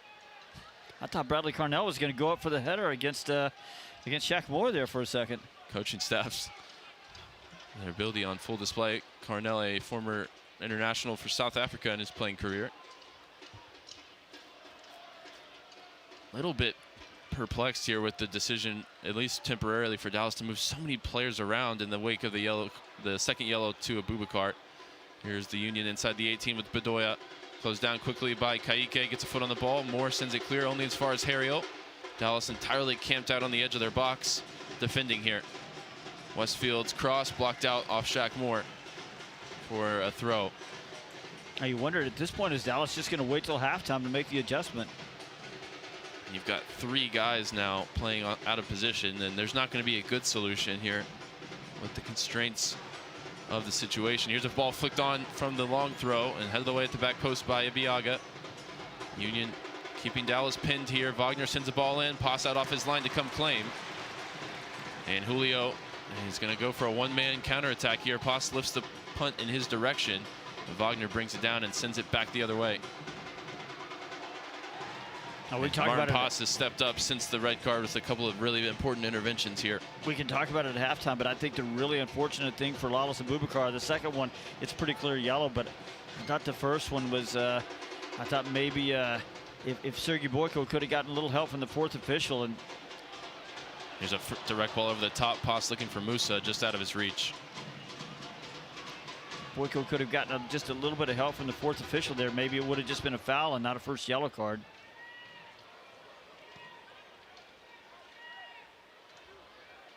Dallas have faced 10 men a couple of times in the games against Real Salt Lake. First time they've had to play with 10 outside of extra time in the Open Cup when Ramiro was sent off. Here's Bedoya, poked wide for Westfield. Early cross in towards the back post. Ibiaga with an important touch to put Damiani off. Or the Uruguayan may well have opened the scoring there for the Union. I mean, it's 3 headers, though, in the last 8 minutes that Dallas is allowed inside the 6. They're fortunate right now. And to your point, Steve, it looks like they will try and wait till halftime to make any personnel swap. Pass taking his time over the goal kick, trying to help them get to that point. They've only got 60 seconds, but I think we're going to have a little bit of injury time. We won't be down for a while. Launches it long. Musa wins the header. towards Acosta. Two Union players challenging for the same ball, and it squirts out for Shaq Moore. He's playing on the left here. Done it once or twice this season in a pinch for Dallas, but definitely not his comfortable side. Dallas was already struggling to progress the ball down the left side. Having a right-footed left back is not going to help them in that cause. Moore takes the throw in, chested down by Musa. Down for Acosta, who can't control it. It's out for a throw.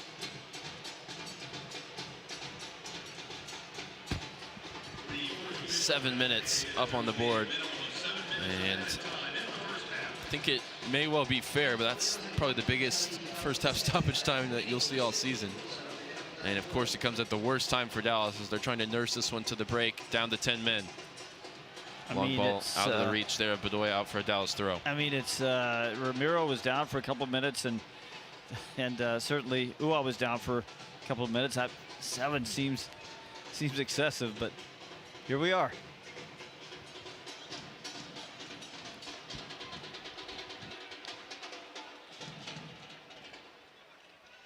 Shaq Moore waiting to take the throw.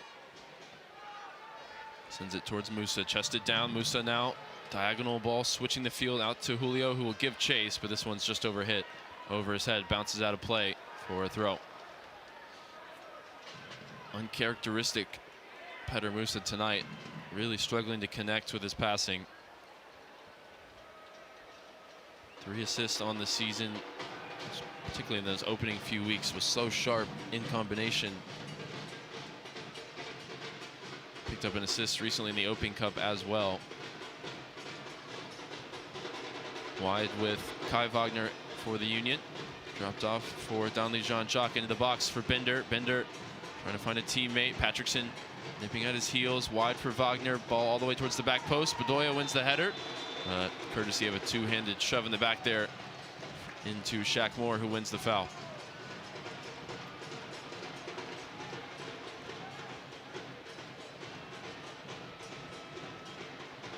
You know, if you're an FC Dallas captain, Lucho Acosta, you got to get in Boyko's ear now, and you got to be aware that, ref, we have 3 fouls against us. They have 8. Where's their yellow card? Just start getting in his ear. Just start politicking a little bit. Paz taking his time here, sending everybody up the field. Of course, they will target Petter Musa, who's come wide towards the near side. Launched long by Martin Paz, kept in play by Musa, and headed it back to where he usually is stationed, so nobody home for Dallas. Kaike in the midfield, nice turn from him, finds Acosta. Acosta sees Julio making the run on the right side. Julio can't control it, and Wagner gets there ahead of the Ecuadorian and will bring it the other way. Wagner did a really good job there tracking Julio's run, closing the space. Wagner known more for his attacking exploits as a left back, but he can certainly do a job defensively as well. In the best years under Jim Curtin, the Union, one of the best defensive teams in all of the league, and he was a big part of that. Another one who was a big part of that, Glesnes, on the bench tonight. Macania, tackled there by Lucho Acosta, who comes away with the ball. Now tiptoeing up the sideline, puts it out off the South African for a Dallas throw. We've played 3 minutes of 7 added on here in the first half. Scoreless as Dallas are hosting Philadelphia Union, the leaders in the early season Supporter Shield race. Straight from the throw, Acosta. It's a switching ball sky high, and Ramiro going to try and corral it right on the halfway line, poked away by Bender. That one's headed out of play for a Dallas throw.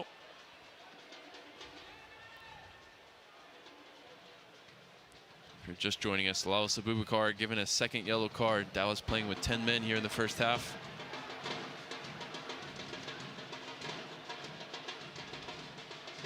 Throwing from Ramiro into the feet of Musa. Musa in behind for Julio. Julio along the right side, takes the shot early, hoping to challenge Andrew Rick, but that one's off target. And back behind the play, Lucho Acosta, body language indicating that he thought maybe Anderson Julio should have done something else. I don't know. I didn't see anybody arriving in the box, so I think a shot at that point, even though the angle wasn't great, I thought it was okay. We know Julio's good for usually one of those a game from a tough angle, but that's how you score some of the spectacular goals that he's scored. A little bit loose from Bueno there under pressure from Acosta, but he does enough to get it back to Hariel. 5 minutes of 7 played here in stoppage time. Lifted ahead for Donovan. Header won there by Ibiaga, but it breaks kindly for Damiani. Bedoya into Bueno, set up for Jean-Jacques. Jean-Jacques towards the bottom corner, but just wide, as that shot came in from 20 yards out. It was Delgado that was a little slow to get back on defense that time, and looks to me like he's been assigned the Ramiro position. He's the holding midfielder right now, so he's got to be a little bit more defensively aware. Makes at least, I would say, 4 now people playing out of position to try and cover for Abubakar being sent off. I'm a fan of making one change and keeping everybody else in their more comfortable role, but maybe with the personnel that wasn't really an option. Well, you sort of see the conundrum that Quill has. He's got 3 attackers out there. He doesn't, and Anderson, Julio, Acosta, and Musa. He doesn't really want to take any of them out. And here's Ramiro doing exactly what I just said. He's coming across to have a conversation with the referee after another foul's whistled against the Union. Now tripling up Dallas in the foul count here in the first half.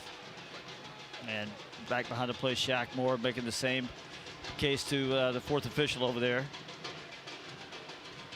Farfan, big diagonal over towards Musa. Musa nearly brought that down, but it's actually Hariel who comes away with it. Good work there from Hariel, who's a little undersized to be playing at center back, but he's doing a job for Bradley Carnell. Ibiaga thought he felt the contact there, nothing given. It's through his legs. Now Ramiro, good sliding intervention to stop the cross. Final minute of first half stoppage time. Dallas just hoping to get into the break here, still even. It's Bedoya, corner of the 18 on the near side. Ball into the middle for Donley, back to Bedoya. Westfield combines with Jean-Jacques. Kike goes in looking for the tackle. Bueno, good composure under pressure there. Out to Wagner. Ball sent in to the 6-yard box. Farfan got a touch, and it's out for a corner. This will probably be the last action of the first half. Farfan doing his good Urguide impersonation there, winning the header at the top of the 6. Nice job. Dallas with one final corner to defend here in the first half. It's going to be Wagner to take from the near side.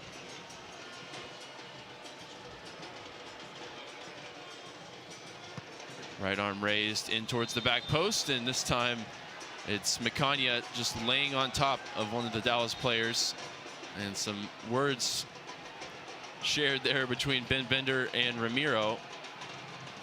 And Eric Quill just looking at the 4th official like, what do we have to do to get a yellow card against the Union here? Now, I think it was Damiani there that stood over the fallen FC Dallas player. UFC Dallas players obviously taking offense at that. That will do it in the first half. Some positive moments, but the momentum swinging towards the visiting Philadelphia Union as Lawless Abubakar received a 2nd yellow card, and Dallas will have to play the rest of the way with 10 men. We'll see how they set up coming out in the second half, and we'll talk you through it all here on the halftime show as we step aside for a brief moment. It's FC Dallas 0, Philadelphia Union 0 here on the FC Dallas Radio Network. So, what'd you do this weekend? Well, just took the Tacoma off-road, deep into the woods, got to this hidden campsite only it could reach. Nice. I hooked up the boat to the Tundra and hit up the lake. Towed it like a pro. Had the whole lake to ourselves. Hey, wait, did I mention I went rock climbing too? Uh-huh, yeah, thanks to the Tacoma's crawl control. Well, sounds like we both had fun weekends. Mine was better. The Toyota Tundra and Tacoma are built for all the fun. Test drive at your local Toyota dealer or visit Toyota.com today. Toyota, let's go places. Feature availability differs based on trim. See Toyota.com for details. UT Southwestern Medical Center in Dallas, Texas, where discoveries change lives. The spark of collaboration that fuels bold thinking in our labs. The spark of inspiration that motivates greatness in the next generation. And the spark of innovation that pushes the boundaries of today's care. At UT Southwestern, teamwork and talent combine to fuel discovery, education, and healing.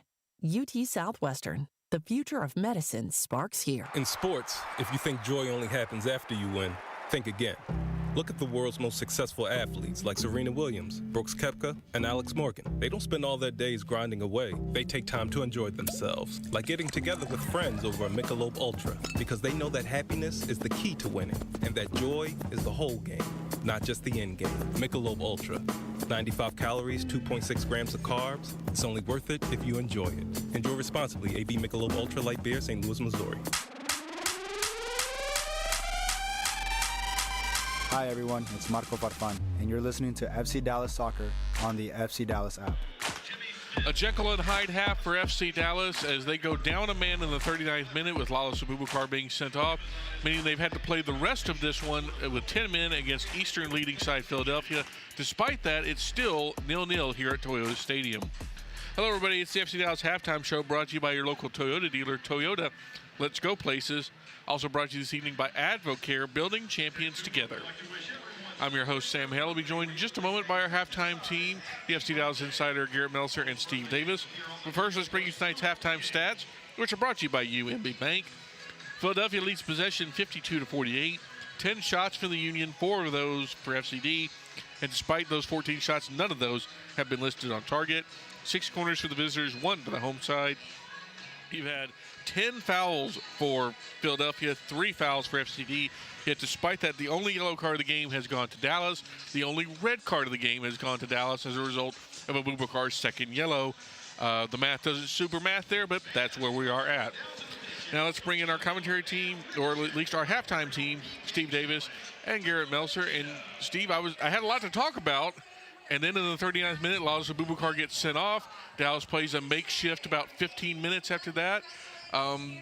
There's plenty to get to, but that really is going to change not just how they played in the end of the first half, but how they're going to go forward. Yeah, it was interesting that the first 20 minutes, pretty good for FC Dallas. Sharp, and then something happened out there. The devil got in them, the voodoo got them, something, because the passing just started looking sloppy, possession looking sloppy. There's these little heel flicks that weren't coming off, and then Abubakar, I thought the first yellow card was a little unfortunate because Uwa had his elbow up in his eye, but maybe Sergei Boyko could have recognized that, and that maybe the first one was he could have gotten a little more information and gone over after the second yellow card, which was a yellow card, and said, look, I'm going to give you a little break on this one, but it didn't happen. All the plans that Lucho at the left wing, sort of as a nominal left winger over there, doing a couple of different things in possession, all goes out the window, and now he's got to figure out a way to try to grind out a result. Yeah, Garrett, we've praised Eric Quill quite a bit for his tactical adjustments in the second half, but this is going to be a new one for him to solve where he has to play with only 10 players, and we'll talk about what they're actually going to do in a little while.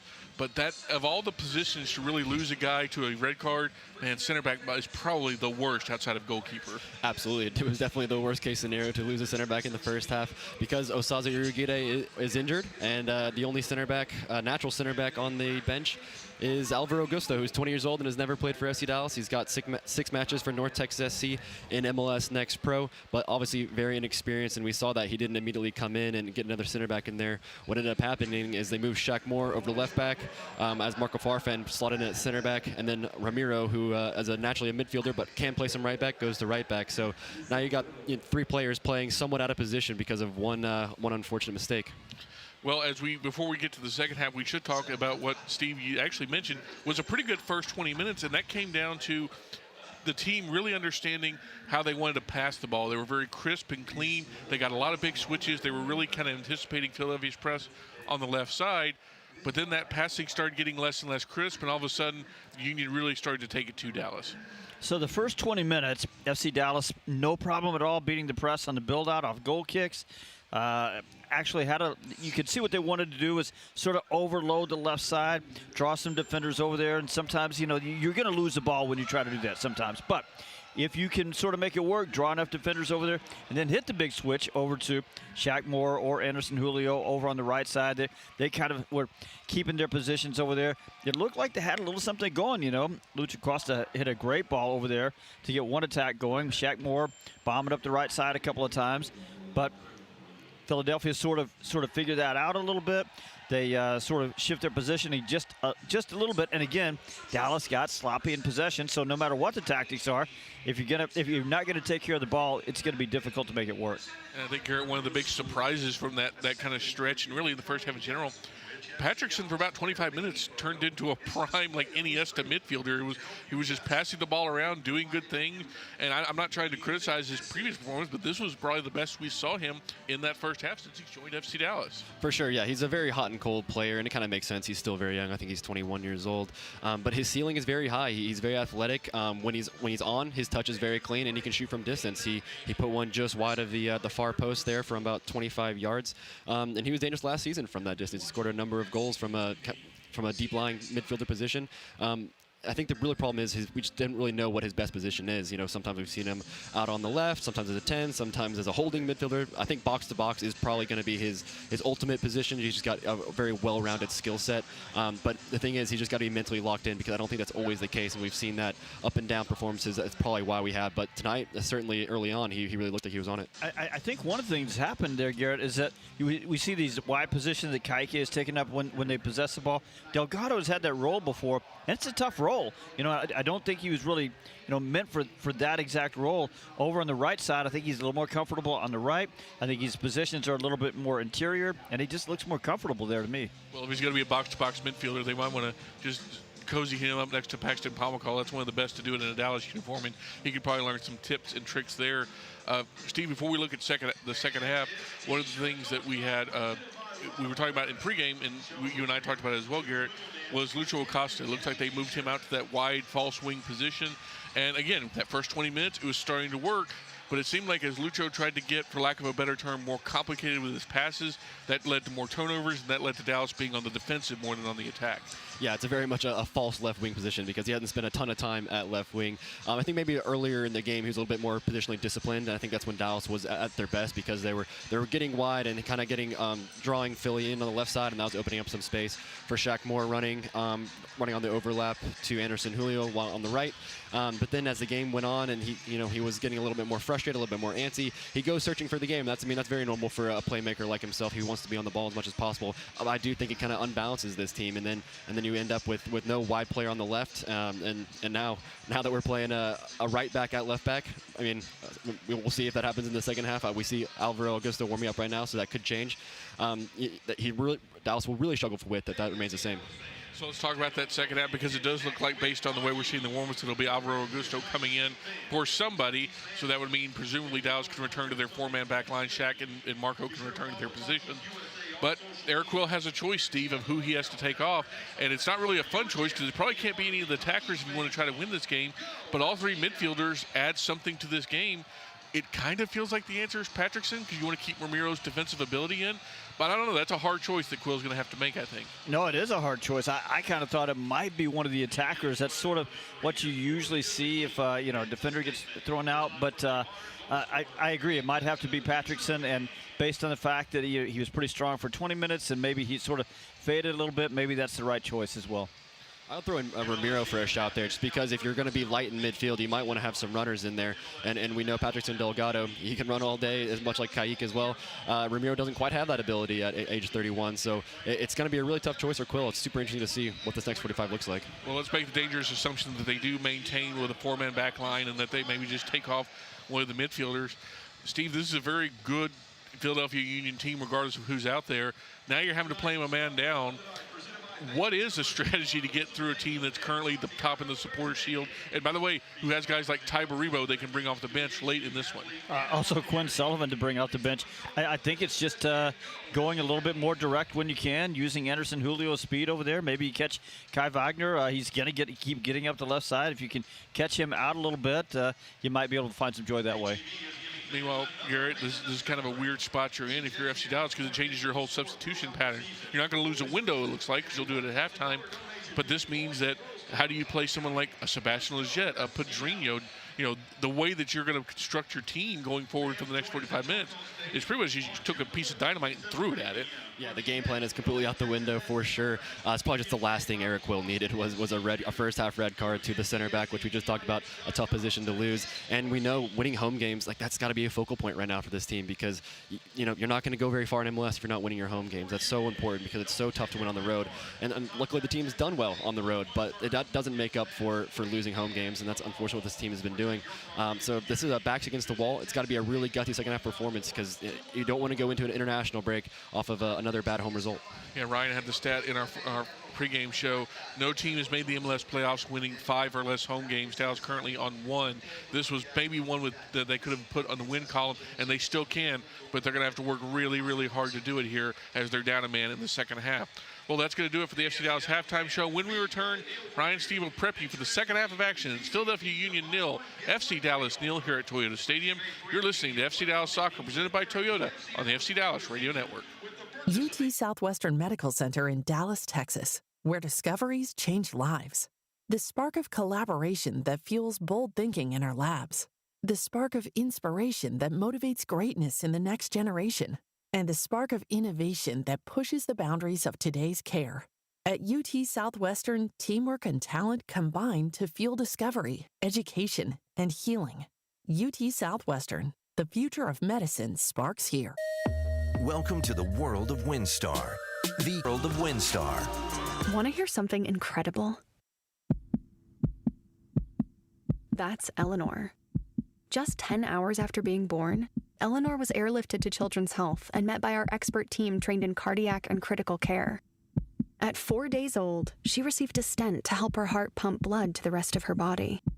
And today, she's a happy, healthy 1-year-old. That's incredible. That's Children's Health. Incredible together. So, what'd you do this weekend? Well, just took the Tacoma off-road, deep into the woods, got to this hidden campsite only it could reach. Nice. I hooked up the boat to the Tundra and hit up the lake. Towed it like a pro. Had the whole lake to ourselves. Hey, wait, did I mention I went rock climbing too? Uh-huh, yeah, thanks to the Tacoma's crawl control. Well, sounds like we both had fun weekends. Mine was better. The Toyota Tundra and Tacoma are built for all the fun. Test drive at your local Toyota dealer or visit Toyota.com today. Toyota, let's go places. Feature availability differs based on trim. See Toyota.com for details. Hi everyone, it's Paxton Palmacal, and you're listening to FC Dallas Soccer on the FC Dallas app. Just about set for second half kickoff from Toyota Stadium. Scoreless after 45 minutes. Dallas playing with 10 after a second yellow card shown to Lalas Abubakar. And the one halftime change comes on the Union side as Jesus Bueno is replaced by usual starter Jovan Lukic. 23-year-old Serbian enters the match. He started the previous 15 games. It was first time off the bench all season long. And looks like no personnel changes at the break for Dallas. We saw Alvaro, the reserve young center back, going through his paces more so than the rest of the substitutes. Thought he might come in at halftime, but looks like he will be ready if they need him from the bench. And we'll see what adjustments Dallas make with some time to think over how they want to set up here with 10, Steve. Yeah, a little surprising that no change being made. We'll see if they sort of keep the same alignment. It looks like they are. Ramiro going to stay at right back. Shaq Moore going to stay at left back. Marco Farfan and Ibeagha as the center backs. Dallas just about 2 minutes later than Philadelphia coming out of the locker room. You'd think there may have been a fiery team talk there in the home locker room. Philly sensed an opportunity, even with their rotated starting lineup, to continue what has been an unbelievable run to start the 2025 season under Bradley Carnell. Launch it long, header won by Farfan. Last touch out off the Union, and it's out for a goal kick. So it looks like it's basically going to be sort of how they finished the first half, 4-2-3, with Lucho Costa still on the left wing. Delgado and Kaiki will be the holding midfielders. Dallas attacking from left to right towards the fans in the south end here in the second half. Pass going to launch this one long. Past the halfway line, Musa challenging for it. Drops a shoulder into Bender, who does well to keep possession there. and find Lukic. First touches for him. Finds Bedoya. Longtime U.S. international in the twilight of his career, now at 38 years old. Gets it back wide right for Philadelphia. 10th MLS season with the Union for Bedoya.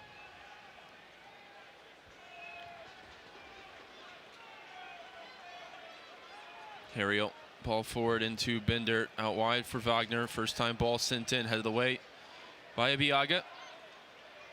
Yeah, you mentioned 10th season for Bedoya, and it wasn't a spring chick when he got here.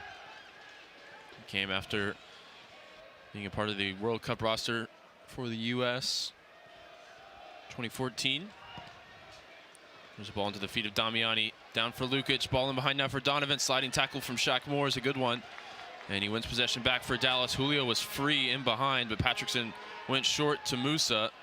And then Musa got his hands up near the face of Wagner, was immediately apologetic. Wagner's now picking himself back up. Both of those away from the play as the Union move into the attacking third here with Bender along the left side. Ramiro defending. Deflected out and behind for a corner.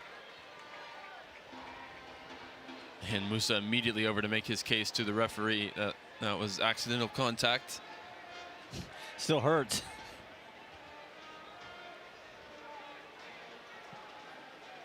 Wagner not fazed by it. He's going to be the one to take the corner by the looks of things.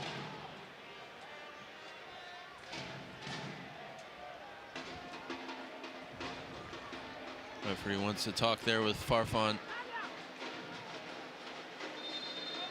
who's tangling with Harriel. Outswinger, first time they've gone with this look. It's Wagner from the near side. Here underneath it towards the back post. Header one there by Philly and onto the roof of the net. That was Donovan winning the header. Second half starting like the first half ended, with Philadelphia just winning the battles on the set pieces. If there was a fiery first half or fiery halftime speech from Eric Quill, I'm sure that was one of the subjects brought up. And Urugide is a big part of it, but Dallas came into this game in the top 10 in aerial duel percentage. But they're up against a team that's pretty much elite at it. And we've seen the gulf in class in terms of winning those headers. There's another one here. Harriel over Musa. Abiaga sends it sky high, just out of play, towards the Dallas bench. And Wagner shows why he's made a good living as a soccer player and not in any sport that really involves using the hands. He whiffed a catch. Bender, first time ball defended by Patrickson in the middle. Lifted out towards Julio, challenging there with Harriel. Gets a touch on it and towards Musa. Harriel, though, back in to win it for Philly. Ahead to Damiani, dropped off for Bender. And the run from Donovan now towards the corner on the near side. Pokes it past Farfan, gets to the end line. Here's Donovan now, cut back ball into the middle. And well defended there by Shaq Moore, putting it behind for a corner. That was a throw, sorry, taken quickly. And Wagner now will send the ball in. Header there at the near post, off the post. As Donovan's so close to scoring. Dallas concedes a corner here, but high risk of conceding a goal in these opening 5 minutes. God, they're just not defending the box very well.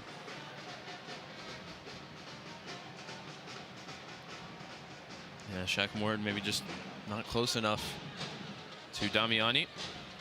And again, I'll tell you, look, they get a lot of crosses in. They put a lot of pressure on you. They get a lot of numbers in the box. It's not easy, but you just got to win a couple more of these. Dallas with all 10 back defending here for the corner. Wagner in towards the near post, this time flicked along, and second header won by Musa, away and clear. Now here's Makanya, who put another ball back in, and it looked like a mishit shot, but it nearly turned into a great pass for Damiani, who was at full stretch past him and behind for a goal kick. Yeah, you know, as far as winning these battles inside the near the 6 and the 6, it doesn't help that they've got an outside back playing as a center back right now on Marco Farfan. You do have an option. How much do you trust Alvaro, who would be making his MLS debut if he does enter the match? He has all the physical tools, no doubt, standing at 6'5". 20-year-old has gotten some minutes with North Texas this year.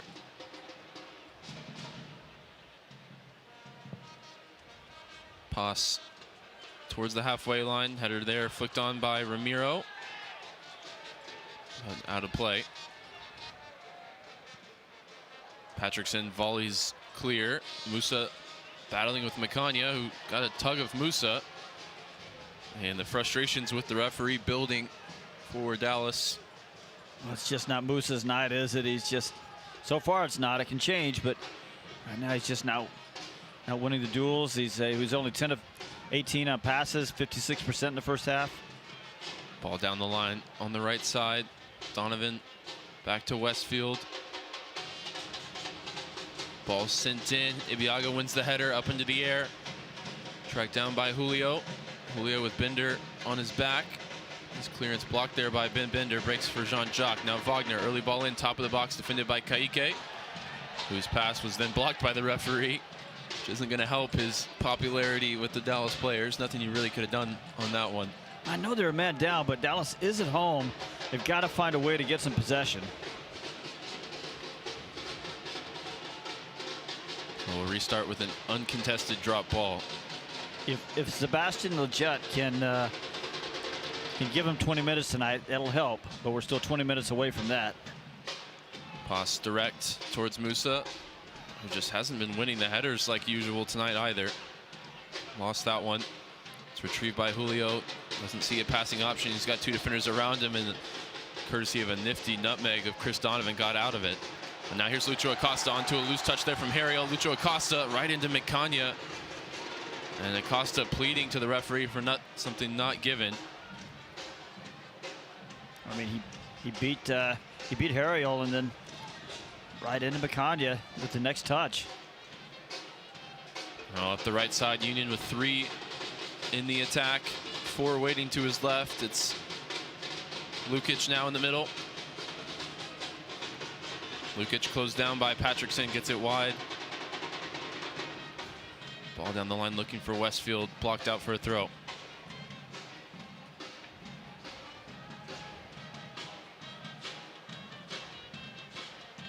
Low ball sent in, volleyed away by Patrickson, out to Mikanya. And then a subsequent cross goes all the way through, behind for a goal kick. Union came into this one leading the league in crosses, and with this game state of Dallas 10 players and unable really to possess the ball, they're only going to increase their lead in that table. Yeah, they're very aggressive with it. As early as the earliest possible chance, they put them in the box.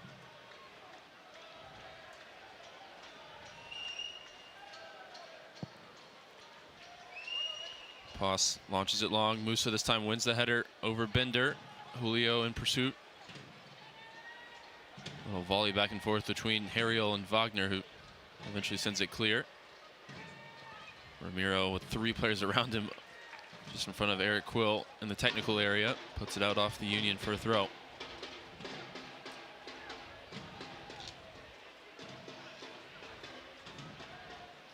It's interesting. 13 shots against 4 for Dallas. Nobody has an official shot on target yet. If you're just joining us, as part of heavy rotation for the Union, no Andre Blake in net. But Andrew Rick, the 19-year-old, hasn't been tested. Nearly was. Anderson Julio nearly beat him in the first half. Yeah, I just pushed it wide on Lucho Acosta's chipped in entry ball. It's the best Dallas chance, and maybe the most recent one, and that was a long time ago now. Jean-Jacques on it in midfield, finds Lukic into the feet of Donovan, who lost his footing there, and now Patrickson will dribble it clear. Julio out to Lucho, and just, man, the touches and the passing between the front 3 has not worked tonight. There's another just poor touch from a player that you know has so much quality. Well, you know, because Dallas hasn't had any possession, it's really taken Lucho out of the game. That might have been his first touch of the second half. 55th minute, scoreless here. Dallas defending with 10 players.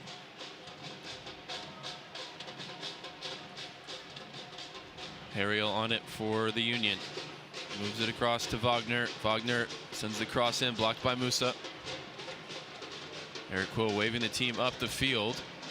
Wagner goes for an entry ball. Now Ramiro picks it off and puts it in behind for Julio. Julio times it well. Julio in behind the Union back line. Julio into the 18. Now takes it on the volley. And Rick stonewalls it at the near post. And that's the avenue to a potential goal for Dallas. It's Anderson Julio down Route 1. I was just about to say, that's the recipe right there. Anderson Julio got a little unlucky in that ball sort of checked up on him a little bit, but then he got sort of lucky, and then it was Hariel who tried to kick it over his head and kicked it right into Julio and right into his path. Right at Rick with the volleyed effort, but that gives Dallas a chance here on the corner. Short their usual target, and Wallace Abubakar in these opportunities. I think it'll be Ibiaga who got the goal in Cincinnati to snatch a point. Lucho Acosta more than taking his time to get over there to take this corner kick from the right side. Everybody back defensively for the Union. It's Acosta's service. It's a poor one. It's low and easily dealt with at the near post.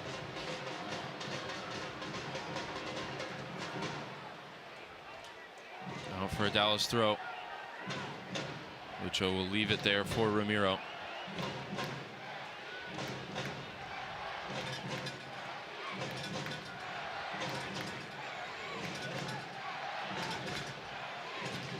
Ramiro down the line for Julio. Julio pestering Wagner, who comes away with it. Fakes the clearance, now chops back and sees a lot of space on the opposite side. Switching it out to Westfield. Westfield in the middle. Maybe off with his pass there, looking for Lukic, but it breaks for Bender. Now into Lukic. Patrickson, nice tackle there, pokes it away. And now Julio from distance, saw Rick out off his line. And again, you don't mind the effort. Nope, I don't. Julio nearly scored from halfway against Houston. And he did score from halfway against FC Dallas last year. And he's got the goalkeeper, the young goalkeeper, Andrew Rick, off his line. He just didn't hit it very well.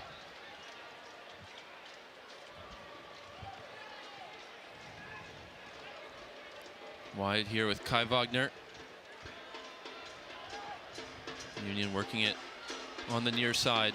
Lukic in the midfield. Bender overlap run here comes from Kai Wagner. A lot of space for him. Low ball sent in. Well dealt with there by Shaq Moore at the back post. Headed further clear by Julio. Then Musa brings it down. He's getting all the business there from Hariel, who poked it away. And now again wide with Wagner. And again across, just cannons off Ramiro, who took a shot to the face in the first half as well. And man, just can't catch a break right now. I mean, when teams go wrong, they really go wrong, don't they? Siki and Sablang and Alvaro making their way from the warm-ups to enter this match. Those will be the first changes for Dallas. Now, obviously, Alvaro will be in there to try to give him a little better presence as at the center back position, and then Siki and Sablang to try to give them a little bit more possession. Kai Wagner, corner kick from the near side, right on the hour mark. Lofts this one in. First contact won there by Ibiaga. And flicked back into the mixer. Musa doing some emergency defending, and then Moore concedes another corner. No, it'll be a throw. Now the question is, who's coming out though? I mean, you'd hate to see Julio come off. He's the most dangerous of the three tonight. I think I'd be surprised to see him come out. There's always dynamics beyond just who's playing well in the night too. When you talk about your captain, your leading scorer, and Musa and Acosta. Acosta defending wide here as they recycle it from the corner, and that cross behind for a goal kick. That one mishit, as the Union will respond with a couple of changes as well. And it's the Golden Boot leader Ty Baribo is going to enter this match. Well, what a test for young Alvaro, who's about to enter alongside the Israeli international. Well, welcome to MLS, son. That's the Golden Boot winner. Make sure he doesn't score. He's got over a goal per 90 this season. Nobody's been able to keep him quiet, really. Looks like a double change for Philadelphia. I can't make out the other number. I think it's Vasilev. Indeed, Vasilev, yeah. Pass goes long. Header won by Ramiro. Jean-Jacques just lifts it up into the air. Very casually there, and there's a fight for the ball. Again, it's Ramiro who gets a touch, sending it down towards the Union end. And now the Dallas subs sent back to warm up, so maybe not. Now Bender inside the 18, up against Ramiro. Ramiro, nice tackle there. And a good ball out as well to find Patrickson, who needs an option quickly. Tries to find Musa, who wasn't really ready to receive it. And Dallas loses possession. Had precious few touches on the ball in the second half. If you had to pick out a couple of players for FC Dallas having good matches, I think Ramiro's been okay. Patrickson as well, who wins the foul here. So Dallas not going to make the changes here, as the Union will. Now you wonder if they saw the changes that were about to come from Philadelphia and then rethought their own changes. So Chris Donovan is off for Ty Baribo.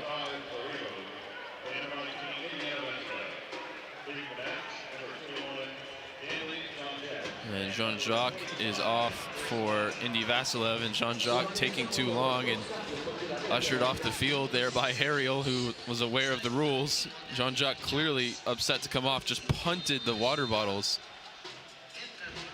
and cones. Wow, that was an outburst. And 38-year-old Ali Bedoya still out there. There's a ball direct over the head of Musa, looking for Acosta. Dealt with there by Westfield. Shackmore keeps it alive, winning a header. Breaks for Acosta. Acosta corner to the 18. Into the feet of Petter Musa. Petter Musa on the turn, edge of the box, gets the shot away, but it's right at Andrew Rick. And that might be the first connection between those two we've seen all night. Yeah, Musa had a good turn there, but the ball got caught just a little bit up under his feet, and he just couldn't get the full purchase on it.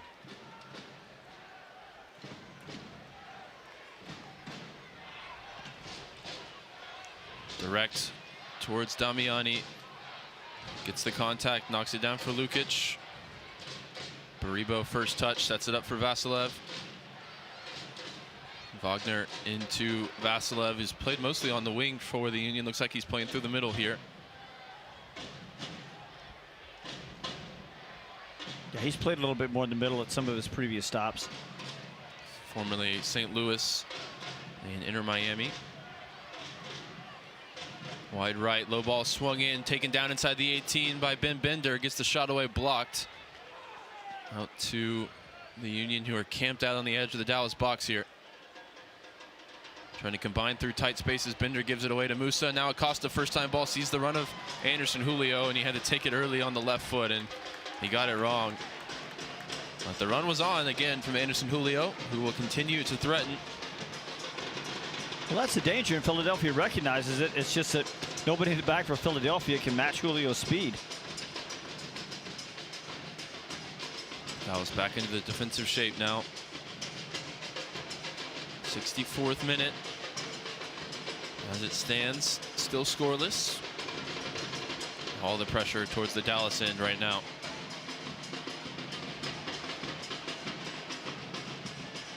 Lukic back to Hariel and Vasilev. Nobody even close to Vasilev, and he's 40 yards from goal. That's how deep Dallas is in defending here. Everybody within 40 yards of the Dallas goal on both teams, aside from Andrew Rick and the Philly goal. Dallas trying to make things difficult, clog up any progression through the lines.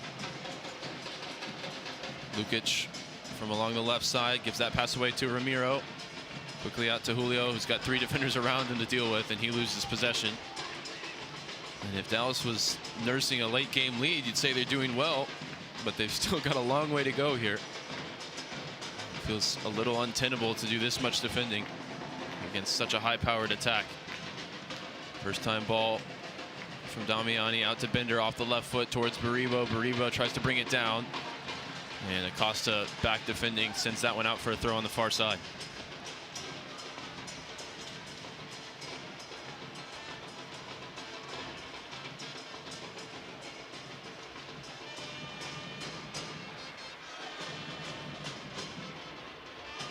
Kanya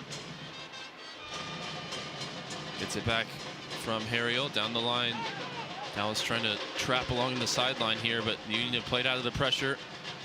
Now Vasilev, first time ball out to the near side for Bender. A lot of space for him. Wagner goes in behind, chipped in behind for Kai Wagner. Low ball blocked well that time by Patrickson. Now Vasilev with the follow-up, blocked by Julio.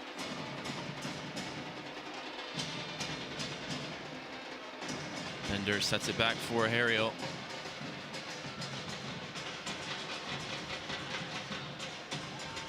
Now Makanya into Lukic. Wagner down the line for Bender. Bender lifts this one in towards the back post. Baribo wins the first header. And now it breaks for Lukic. Good save from Paz, diving down to his right. First real stop for Martin Paz. He's done well with some work out off his line and on crosses, but that was a big save, diving down to his right. Yeah, quality save too on a hard shot. He not only got the right hand out there, but he got a lot of glove on it, so he didn't leave a rebound in a bad spot. 67th minute, Dallas still yet to make a substitution as Wagner sends the ball in from the near side. More defending at the back post. Had Ali Bedoya to deal with, but he won the header, and Lucho Acosta picks it up on his own inline here. Looking for options. Musa lost his footing, and it's given away easily there. And now a shot from distance over the bar. Comfortable that time. I think it was Damiani with the effort. Ryan, you had the same thought I did, that at this point, I'm not even sure I'm looking for a tactical change from Dallas. I'm just looking to see if Eric Quill can get some fresh legs on the field. I mean, giving a first half red card. These guys have played with 10 men for over 30 minutes now.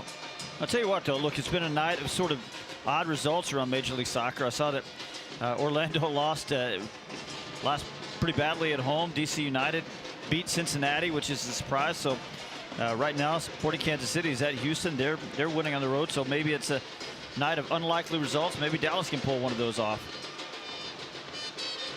We've seen at least an avenue forward with Anderson Julio attacking here in the second half. He's had the best Dallas chances in both first and second half. Here's Lucho Acosta battling for it in the middle with Lukic. Nearly came away with it. Sent away.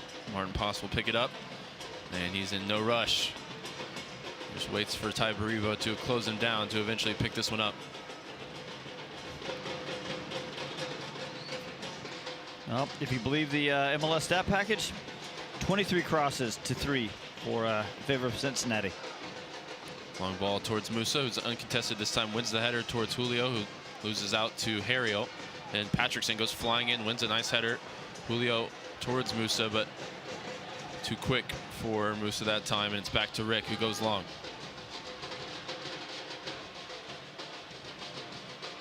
Shaq Moore playing at left back, trying to find some space, goes into midfield for Kaique, back to Martin Paz. Pass direct towards Julio. Header won by Wagner, out for a throw.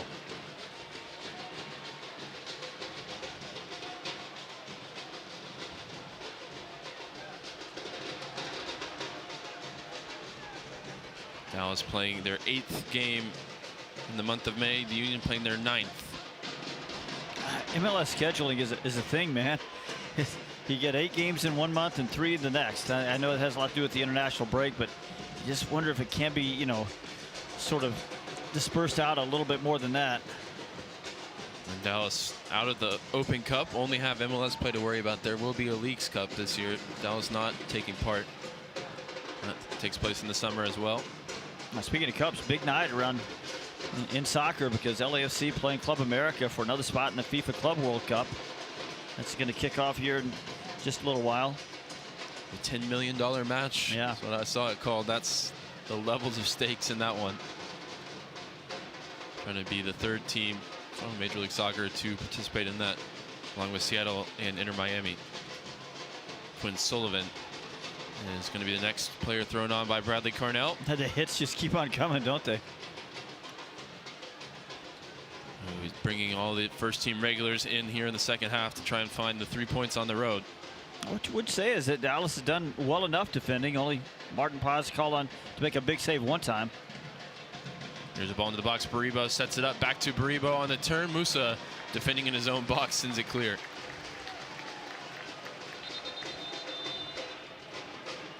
The Union 5 wins and 2 losses in 7 road games.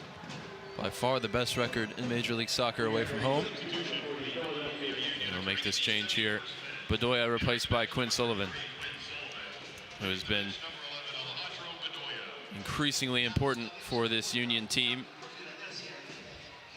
He's one of only 5 players to get a 10-assist season before turning 21. And that was last year. He joined Diego Luna, Taos Magno, Alfonso Davies, and Landon Donovan. Pretty good list for Quinn Sullivan.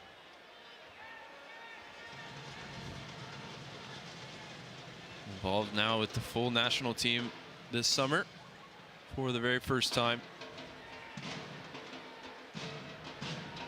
He's going to try and make an impact here, try and find the key to pick the lock for Philadelphia as Dallas bunkered it in defensively, playing with 10.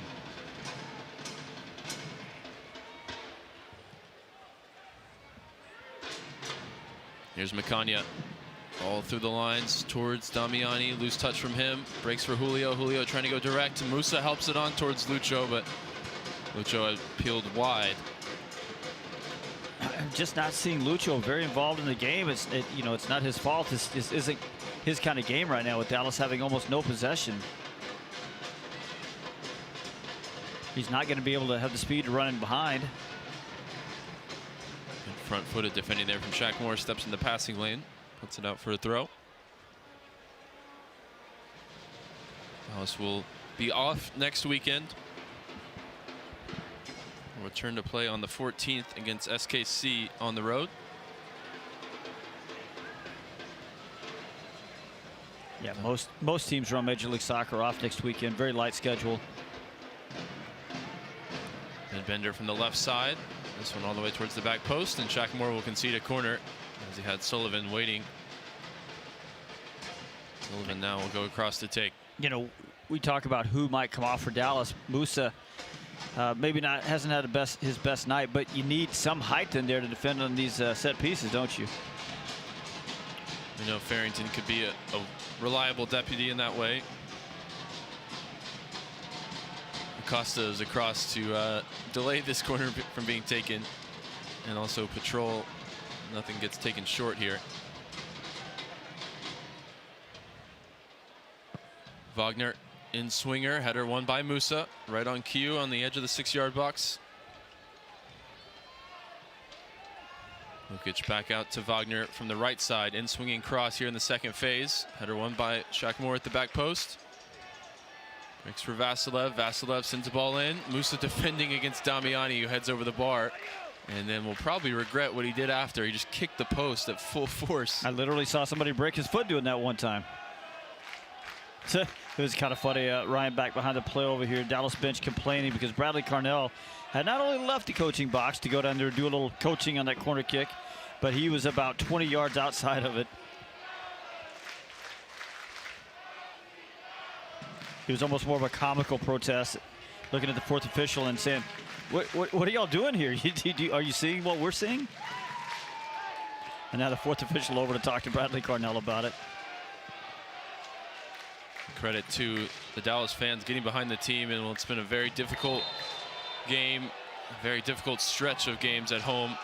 Whistle goes against Kaique for a high foot, but to be honest, the foot wasn't high. At least on first view, I thought Damiani ducked low.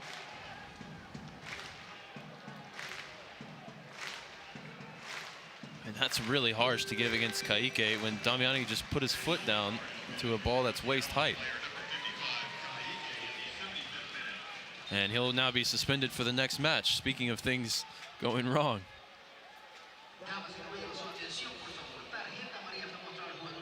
And first involvement for Sullivan on the right side, up against Shaq Moore, who turns him away this time.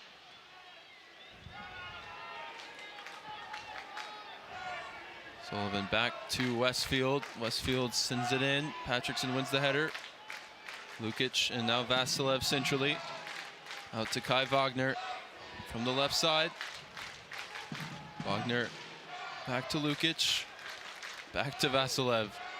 Vasilev onto his left foot, lines up a shot from distance. That one's off target, and immediately multiple Dallas players up and yelling at each other in the aftermath. Musa, Ibiaga, Farfan. Philadelphia moves the ball well. They're moving the ball well. It's hard to keep closing down. Players are getting tired. I get it. They're in the 77th minute. But they're hanging tough. On the one hand, you gotta say the group that's out there is doing a good job defensively. On the other hand, it feels like the fatigue is going to start setting in if it hasn't already. Long ball towards Musa. Is holding off Bender, but Bender wins the header. Dallas gets the second ball. Ibiaga direct into the feet of Julio. Julio to Musa. Back to Julio, looking to go over the top. Header won by Hariel. Back to Musa. Delgado into Kayike in the middle. And good work there from Sullivan. Steps in front and wins it back for the Union. It's interesting, Ryan. I don't even see Sebastian Lletget among the players warming up. Sullivan working up the right side. Stonewalled there by Shaq Moore. Good defending. Out of position from Shaq Moore. And Kayike has won a foul away from the play. And having just been booked, was protesting wanting the same treatment for the Union player, not receiving a booking at all tonight in Philadelphia Union.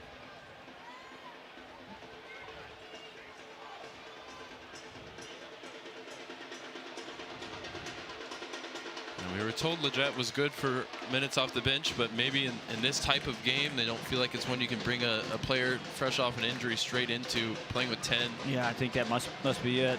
Header flicked on by Musa towards Julio, towards the corner flag, and towards the Dallas fans who've seen precious little of the play in the second half.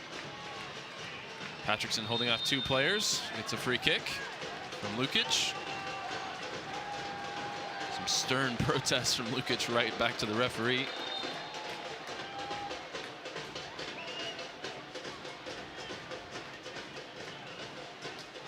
This free kick will take place right in front of the Dallas bench. And they're not committing Ibiaga or Farfan forward by the looks of things. It's going to be Ramiro towards Musa, who's up there all alone. Musa trying to bring it down on the edge of the box, goes down, nothing given. He's quickly up to his feet to try and win it back, but instead he sized down Vasilev, commits the foul, and then helps him up. That was definitely a, I think I got fouled, so I'm going to go foul somebody foul.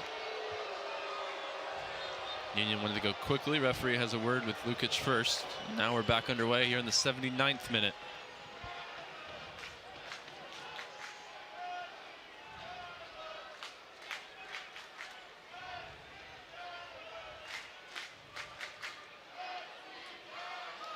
Hariel out to Wagner.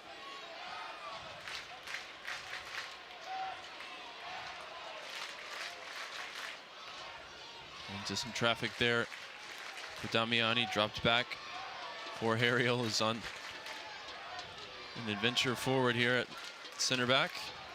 Lucho Acosta closing down the player here and got a tug of the jersey of Macania. Commits the foul. Union go quickly. Sullivan furthest forward up the right for the Union. Sends the cross in. Headed away by Patrickson.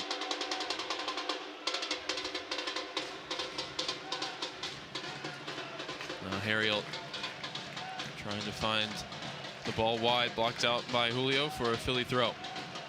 At this point, I see some little bit of frustration growing with Philadelphia. All the possession, all the shots, all the crosses, and just can't get on the board. Hariel back to Macania. Through the line, centrally, Baribo gets a touch, sets it back for Lukic. Some good feet through traffic here. Now Damiani with the shot, that one wide. Appeals for a deflection, but it's going to be a goal kick. It's going to be shot number 19 for Philadelphia, but only one of them requiring a save. Well, don't miss the FC Dallas Rewind on KDFI More 27 every Tuesday night during the regular season at 7 p.m. You can watch FC Dallas Soccer for free on KDFI More 27. This free over-the-air channel is available everywhere in the DFW market. This upcoming Tuesday, I believe it'll be the FC Cincinnati 3-3 draw. That will be replayed in the following week. The last time that Dallas played Philly was the MLS Next Pro Cup final. That'll be aired on KDFI More 27 for free. It's the only place you can rewatch that game. Not really available as much as an MLS game is through Season Pass. So if you want, check that one out. Relive that championship moment for North Texas SC. That's in 2 Tuesdays from now. Here's Acosta getting turned in the middle from the throw. Vasilev defending. Acosta still fighting for it, and then deemed to have committed the foul.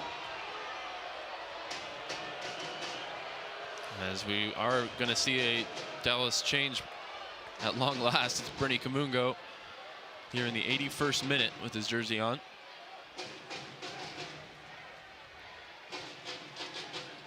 Getting a lot of instruction from Drew Keyshawn about the set pieces. Quick combination through the lines, but Shackmore well positioned. Makes the interception. Musa and Acosta can't hold it. And it's again back wide with Sullivan. Shackmore defending. Sullivan goes from outside to in, now finds Lukic. Lukic from inside the D takes the shot, blocked by Farfan. 5 Union players inside the box, so Sullivan waiting on the edge on the right. Cross deflected at the near post and behind for a corner.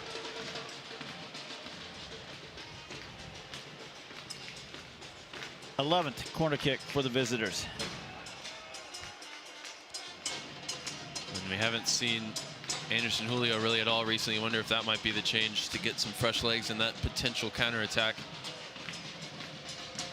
Back in action.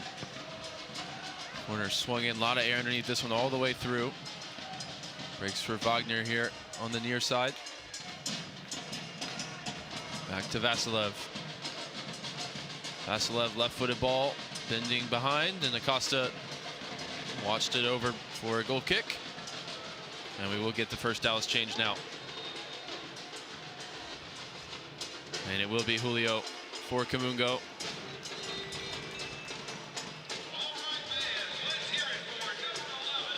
Julio, the best chances for Dallas tonight in both halves, and well, happy birthday to him. A hard shift, particularly here in this second half, and definitely did the honest running for the team. He's replaced on the right wing by Bernard Kamungo. And Leggett is now warming up with the substitutes down to our right. Musa flicks that one along towards Kamungo. Hariel there defensively. Musa again stabs it towards Kamungo, again heads it towards the Dallas number 77 in a fight for the ball here with Hariel. Last touch off the Union center back and out for a throw in an attacking area. Good job by Bernard Kamungo. Never really had a good angle on the ball, but just being enough of a pest that he forced Hariel into giving up the throw in. Yeah, at the peak of Bernie Kamungo back in 2023, he was in the U.S. Olympic team camps with Nathan Hariel. They would have at least met before. 3 straight shoulder barges as Bernie entered the match here in the 83rd. Ramiro fizzes that throw into the feet of Acosta, tangled up there with Kamungo. Sent clear by the Union, who got everybody back defensively. So Dallas with a rare moment of uncontested possession. Here's Patrickson. Nice work in some tight spaces. Finds Lucho trying to go through the legs of Hariel. And that one, looking for Kamungo, is picked off. And now Dallas, I believe, whistled for a handball against Ramiro.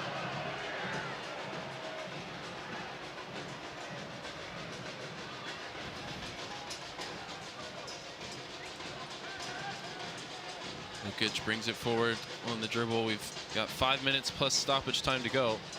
Shouldn't be nearly as much in the second half as there was in the first, and we played 7 added on. Majority of the time out of play has been Union setting up for corner kicks. As Farrington is across and getting ready to enter this match now. You do wonder what about the annoyance factor, that is. How much is Sergei Boyko annoyed by a little bit of the time wasting? Vasilev, good defending there from Kamungo, who comes away with the ball and now finds Musa. Bernie Kamungo still in the dribble through the midfield, and he's tripped up. So he's won a foul in the middle, and well, if you're hoping for a spark from Kamungo, he's provided that here in the first 2 minutes since coming on. Yeah, the fresh legs makes a difference.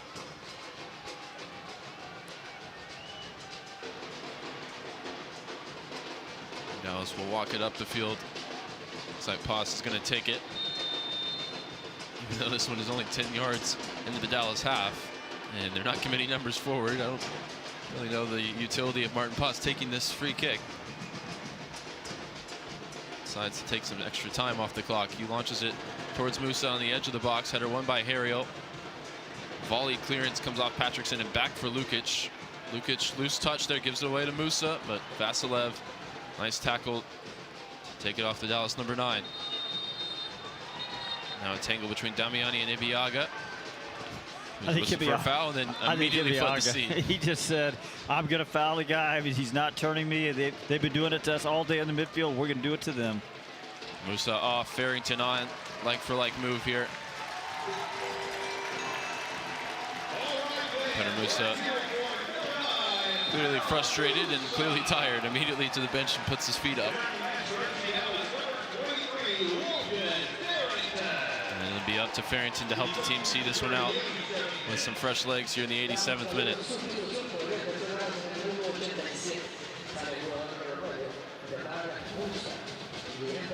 Ball swung in from the far side. Header won by Damiani. Didn't get any purchase on it. All the way throughout the other end. Now Ramiro puts it out ahead of Kamungo. Hariel hops in the passing lane. I thought that was Ibiaga that actually won that header. I could be wrong. Oh, here's Wagner, a good ball, and this time it was for sure Damiani, and it was for sure off target. It's a goal kick. Yeah, we can definitely credit Ibiaga. At the very least, he put him off if he didn't make the contact. I think about Merrick Quill. I even used my last sub window just to bleed a little bit more off the clock here. In the context of the team's home form this season, a 0-0 at home would just go down as another frustrating night. In the context of this run of games, and this game in particular with the red card, I think you definitely would have taken it when Abubakar was sent off. You would have taken a point right then and there. And in the context of Dallas playing against the best teams in the East, yeah, they haven't done too badly. Cincy 3-3 on Wednesday, beating Miami 4-3 earlier in the season. Both of those on the road. Yeah, that's the thing. I mean, if it's taking a draw against a poor team, maybe that's a different story, but this is the best team in the East. Still work to be done to get that draw. Bender, Hariel. Now Lukic. Lukic sees Sullivan out on the far side. First time volleyball in towards the back post, and there volleyed over the bar. I think it was Damiani. It was. It was. And that is by far the best chance created by the Union in the second half. That's just Damiani's desire to get to that ball in the back post. He slips right between Ibiaga and Ramiro. He stretches out right there at the back post point blank. He just can't get his foot wrapped around it. Bullet dodged. How many more matrix moves can Dallas pull here down the stretch? I mean, Dallas needs points at home, not moral victories, but at this point, it would feel like one. Pass launches it long. Farrington now the target. Does win the header straight up in the air. Then Patrickson, again, some good vertical leap from Patrickson to win the header. Can't find a teammate. Now more in towards Kayike. Kayike loses out there to Vasilev, who supplies the width now. Receives it from Sullivan. Vasilev onto his left foot, top of the box, Baribo, back to Vasilev. Wide with Sullivan. Sullivan left-footed shot, curling, looking for the back post, but that went over the bar. All that started with Kayike. He lost that battle in midfield, and I was surprised to see him go in a little bit tentative. But then again, I thought he's carrying that yellow card, so that's actually pretty smart. We're about to find out how much more time will be added onto this one, as we've played 90 minutes, +7 in the first half. Shots now 22-7 in favor of the visitors. But again, it's only the one shot on target. That's got to be disappointing for Philadelphia. And Martin Paz was up for the challenge on that one. 3 minutes added on here. Dallas with a stoppage time equalizer at Cincinnati. Will there be any such late drama tonight? Hariel mishits that clearance straight out of play. Dallas can walk it up the field. And again, here's where if I'm here at Quill, maybe I'll make one more change. Ramiro's going to take the throw. This one bordering on the attacking 30. Fires it into Kamungo, battling with Wagner into Farrington. Farrington spotted across the top of the box, but couldn't pick out the pass. And now going the other way, Ibiaga drops a shoulder into Damiani, and those two come together once again. And now Tibiaga, probably for the combination of both of the two incidents, picks up a yellow card here. I don't mind it. One more time, he wasn't going to let Damiani get by him.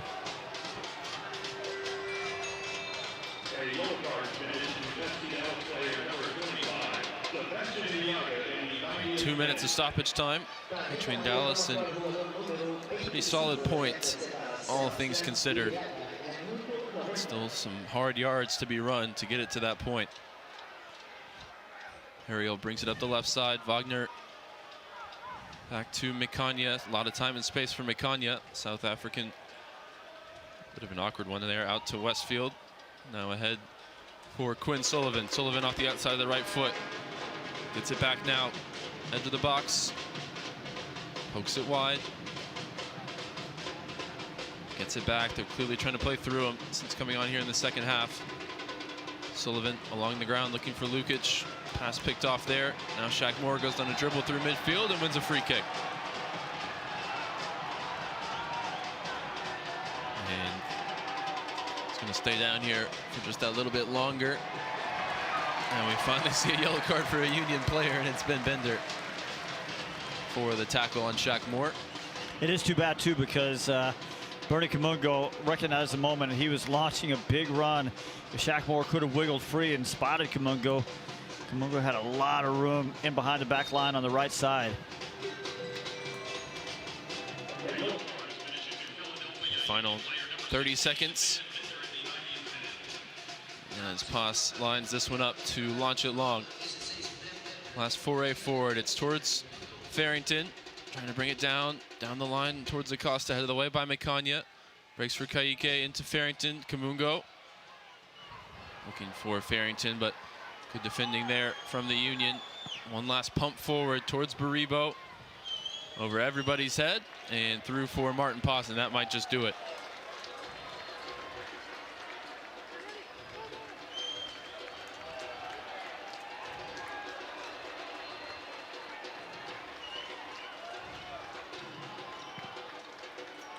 Pass launches it long. We'll play on here. It's Farrington who brings it down on the chest.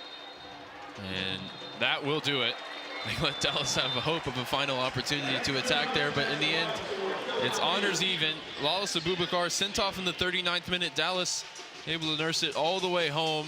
Hard fought yards, good defending, and some of the same issues remain. We'll talk all about that on the post-game show. Dallas continuing a run of good results against the top teams from across the league. This one ends 0-0 between Dallas and Philadelphia here from Toyota Stadium.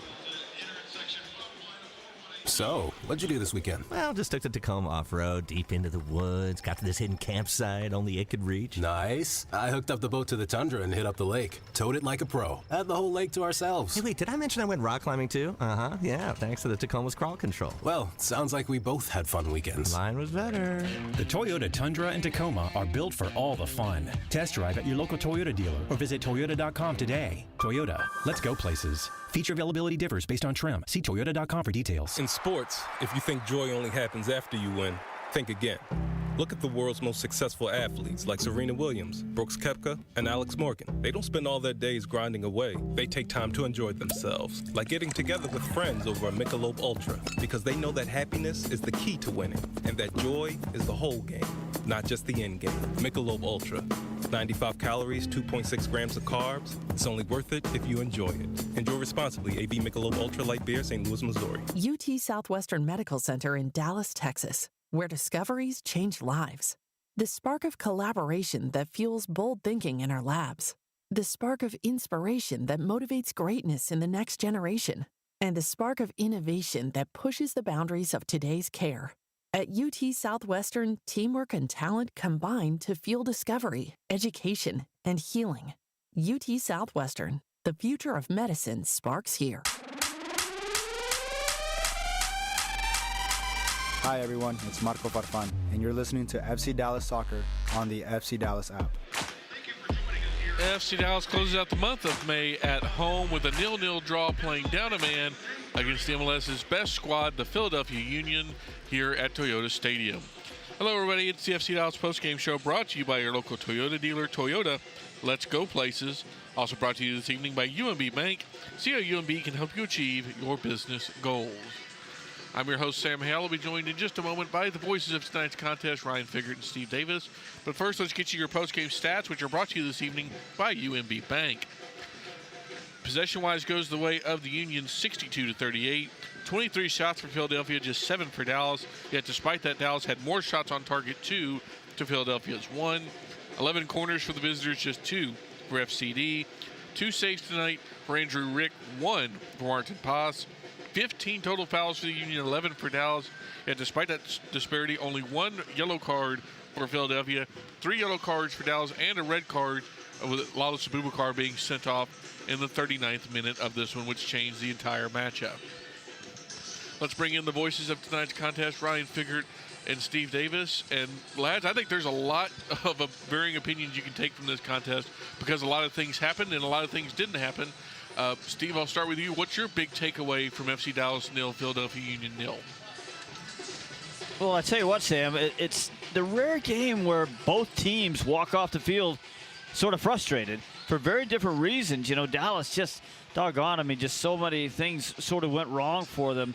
After the first 20 minutes, things are looking pretty good. The tactical alignment that we'll talk about later was sort of working out. Then things just started falling apart. They couldn't catch a break. It's sort of an unfortunate yellow card on Abubakar, then a yellow card they probably deserved, and that's the red card. And this, balls just bounce in weird ways, and they don't feel like they're getting any of the calls, even though Philadelphia at one point had tripled the amount of fouls. All the yellow cards were going Dallas's way. So Dallas getting frustrated, and and also just can't get a result at home. Can't get a good result at home. Philadelphia, by the end, probably the more frustrated team, because when you take 23 shots, and Martin Paz had one really good save, but that was his one save. They just couldn't put the shots on net. They end up with 27 crosses. It looks like a training ground exercise out there, but Philadelphia sort of gets frustrated for it. And I guess the one thing you'd say, the reason Dallas can sit in the locker room right now and feel okay about things is that, doggone, it was a really gutty defensive effort. Yeah, I would 100% agree. I think we learned that this team can defend really well in the low block, which I don't know if we had seen them even try and do at any point in the season, even nursing leads. They were pretty aggressive in going for an extra goal.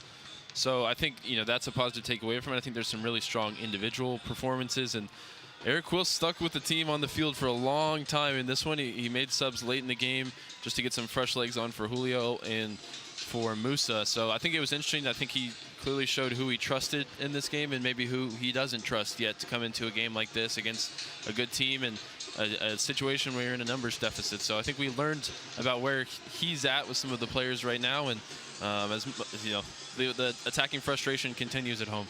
Yeah, I think that's probably the big place we have to start, because the game really turned on the 39th minute. Lalo Abubakar picks up a second yellow card. He is sent off. Dallas declines to make a change in what ended up being 6 minutes of regulation, 7 minutes of stoppage time due to a couple of issues with Mikel Ura. Ramiro was down. So they come out of halftime, and we see Alvaro Augusto, the not to yet debuted center back, warming up, and he doesn't come on. And he never comes on. In fact, Dallas doesn't make any change until the 83rd minute when Anderson Julio comes off for Bernard Kamungo. And then we see Logan Farrington in the 87th minute for Petter Musa. And I don't really know how to feel about this one. I'm curious. And Ryan, I'll start with you. It obviously worked out in the sense of Dallas secured a point. They did not lose this game. They held a very good team in Philadelphia to one shot on target. But I'm curious your thoughts on how Eric Quill decided to play this one out, both structurally and personnel-wise. Yeah, I think it, like I said, I think it shows who he trusts and who he doesn't to come into a game like this. I think if there's one name that I was surprised we didn't see come in would have been Nolan Norris. He's been solid in the minutes that he's gotten this season. I put out a tweet this week that he's one of the top 3 performers for Dallas in a couple of underlying metrics that sort of accumulate everything that goes on the field. It's called goals added. He's the 3rd highest performing player on the team, and obviously the sample size isn't huge, but to me that shows that he's a player that can contribute at this level. And Dallas hunkered in defensively. We know he has the bite and the tackle. We know he can even hit that long pass over the top if the opportunity arose. So if you're looking at one player I was surprised didn't come in, I would point to him. But ultimately you have to say they executed the game plan in the second half well. They knew they were going to be up against it. They defended, with they showed some dog in them tonight in terms of the defensive fight. And you got to be, relatively content with the opportunities you did get on the counterattack through Anderson Julio. Maybe you wanted 1 or 2 more, but he had a chance where Rick was out off his line. He had 1 volleyed attempt on target, and sort of petered out as his stamina waned. But I think the game plan in the second half was executed well, and we saw who he trusted and who he didn't tonight.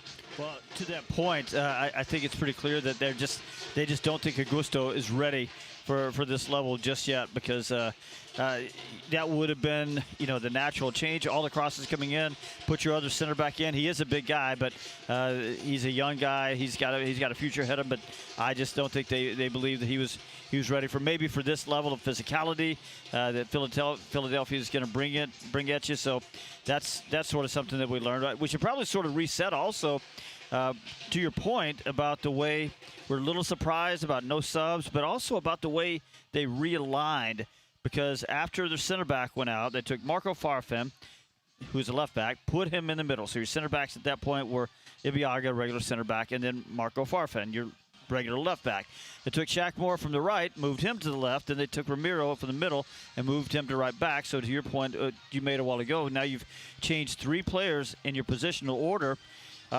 No, look, I have to say really well, they did. they all did really well. We were sort of wondering, and you made the point. You don't like seeing 3 players playing in different positions, and I sort of agree. But doggone, if Marco Farfan didn't look pretty good at center back, I think Ramiro in his second cameo at a little bit more than a cameo here at right back, he looks comfortable over there. He doesn't have any speed, but he never seems to get beat for position. He anticipates so well. Shaq Moore, going from right back over to the left, the angles change, but he did okay over there. So, look, here's a news flash for you. The coach knows more than we do. Yeah, I think it worked out well today for sure. I think now we've seen Ramiro play right back in 2 different situations. We saw him play in the Open Cup against the lower division opposition where you're going to have all the ball, and we saw him in a situation where Dallas is down to 10 men against the best team in MLS where you're going to have none of the ball, and he did well in both. I think in a normal situation against an average MLS team, he's going to get caught out in space, and he wouldn't like that. But in that situation, and in the situation tonight, it suited him really well. And he stood up well in the tackles. I think Dallas is a little bit fortunate that, if there's one weakness in this Philly team, they don't have a ton of, dribbly type players on the wing that can beat you 1v1 like we saw against Seattle with Ryan Kent, that battle the entire game. If they had a player like that, and they brought Quinn Sullivan on who did some of that late in the game, if he had started, maybe would have posed more threats to the Dallas fullbacks. But for me, Shaq Moore, probably my man of the match. I thought he was really, really solid throughout the game. Don't remember him getting beat really once at all, and he was the only one to complete a dribble of all 22 players on the field, 21 by the end. So I think he stood up and did really well tonight for FC Dallas at left back. I'll throw a man of the match shout out there for Patrick Delgado. We talked about how he was good early. His role changed after the red card, but 19 or 25 passing today. It's not a lot of passes, but they didn't have a lot of possession at all after the 39th minute. But 7 defensive actions, 5 of 9 on his duels, 2 of 2 on his tackles. So I thought Patrickson was, in terms of the defensive dogs, I think he was right up there with one of them. Yeah, both Kaique and Patrickson, who played a majority of the game in the middle, 7 of 8 for Kaique on duels, Patrickson 5 of 8. So they were really strong in the tackle. And I think Dallas really struggled in the air in terms of aerial duels today, and even Musa, who's usually so solid in the hold-up, just couldn't hack it against Nathan Harriel, who's 5'10" and 5 inches shorter than him. He couldn't win a header. But in the middle, Dallas was really battling for the second balls. I think it's performances to be proud of for both of those guys. By far the most mature and consistent performance over 90 minutes for Patrickson that I've seen, maybe all the way back to last year, maybe ever, in an FC Dallas shirt. And with the aerial duels, it didn't help you. Your best player that was for it was not available tonight due to injury. Your second best player got sent off 40 minutes in, so I'm not totally surprised in that case. Let's roll the clock back.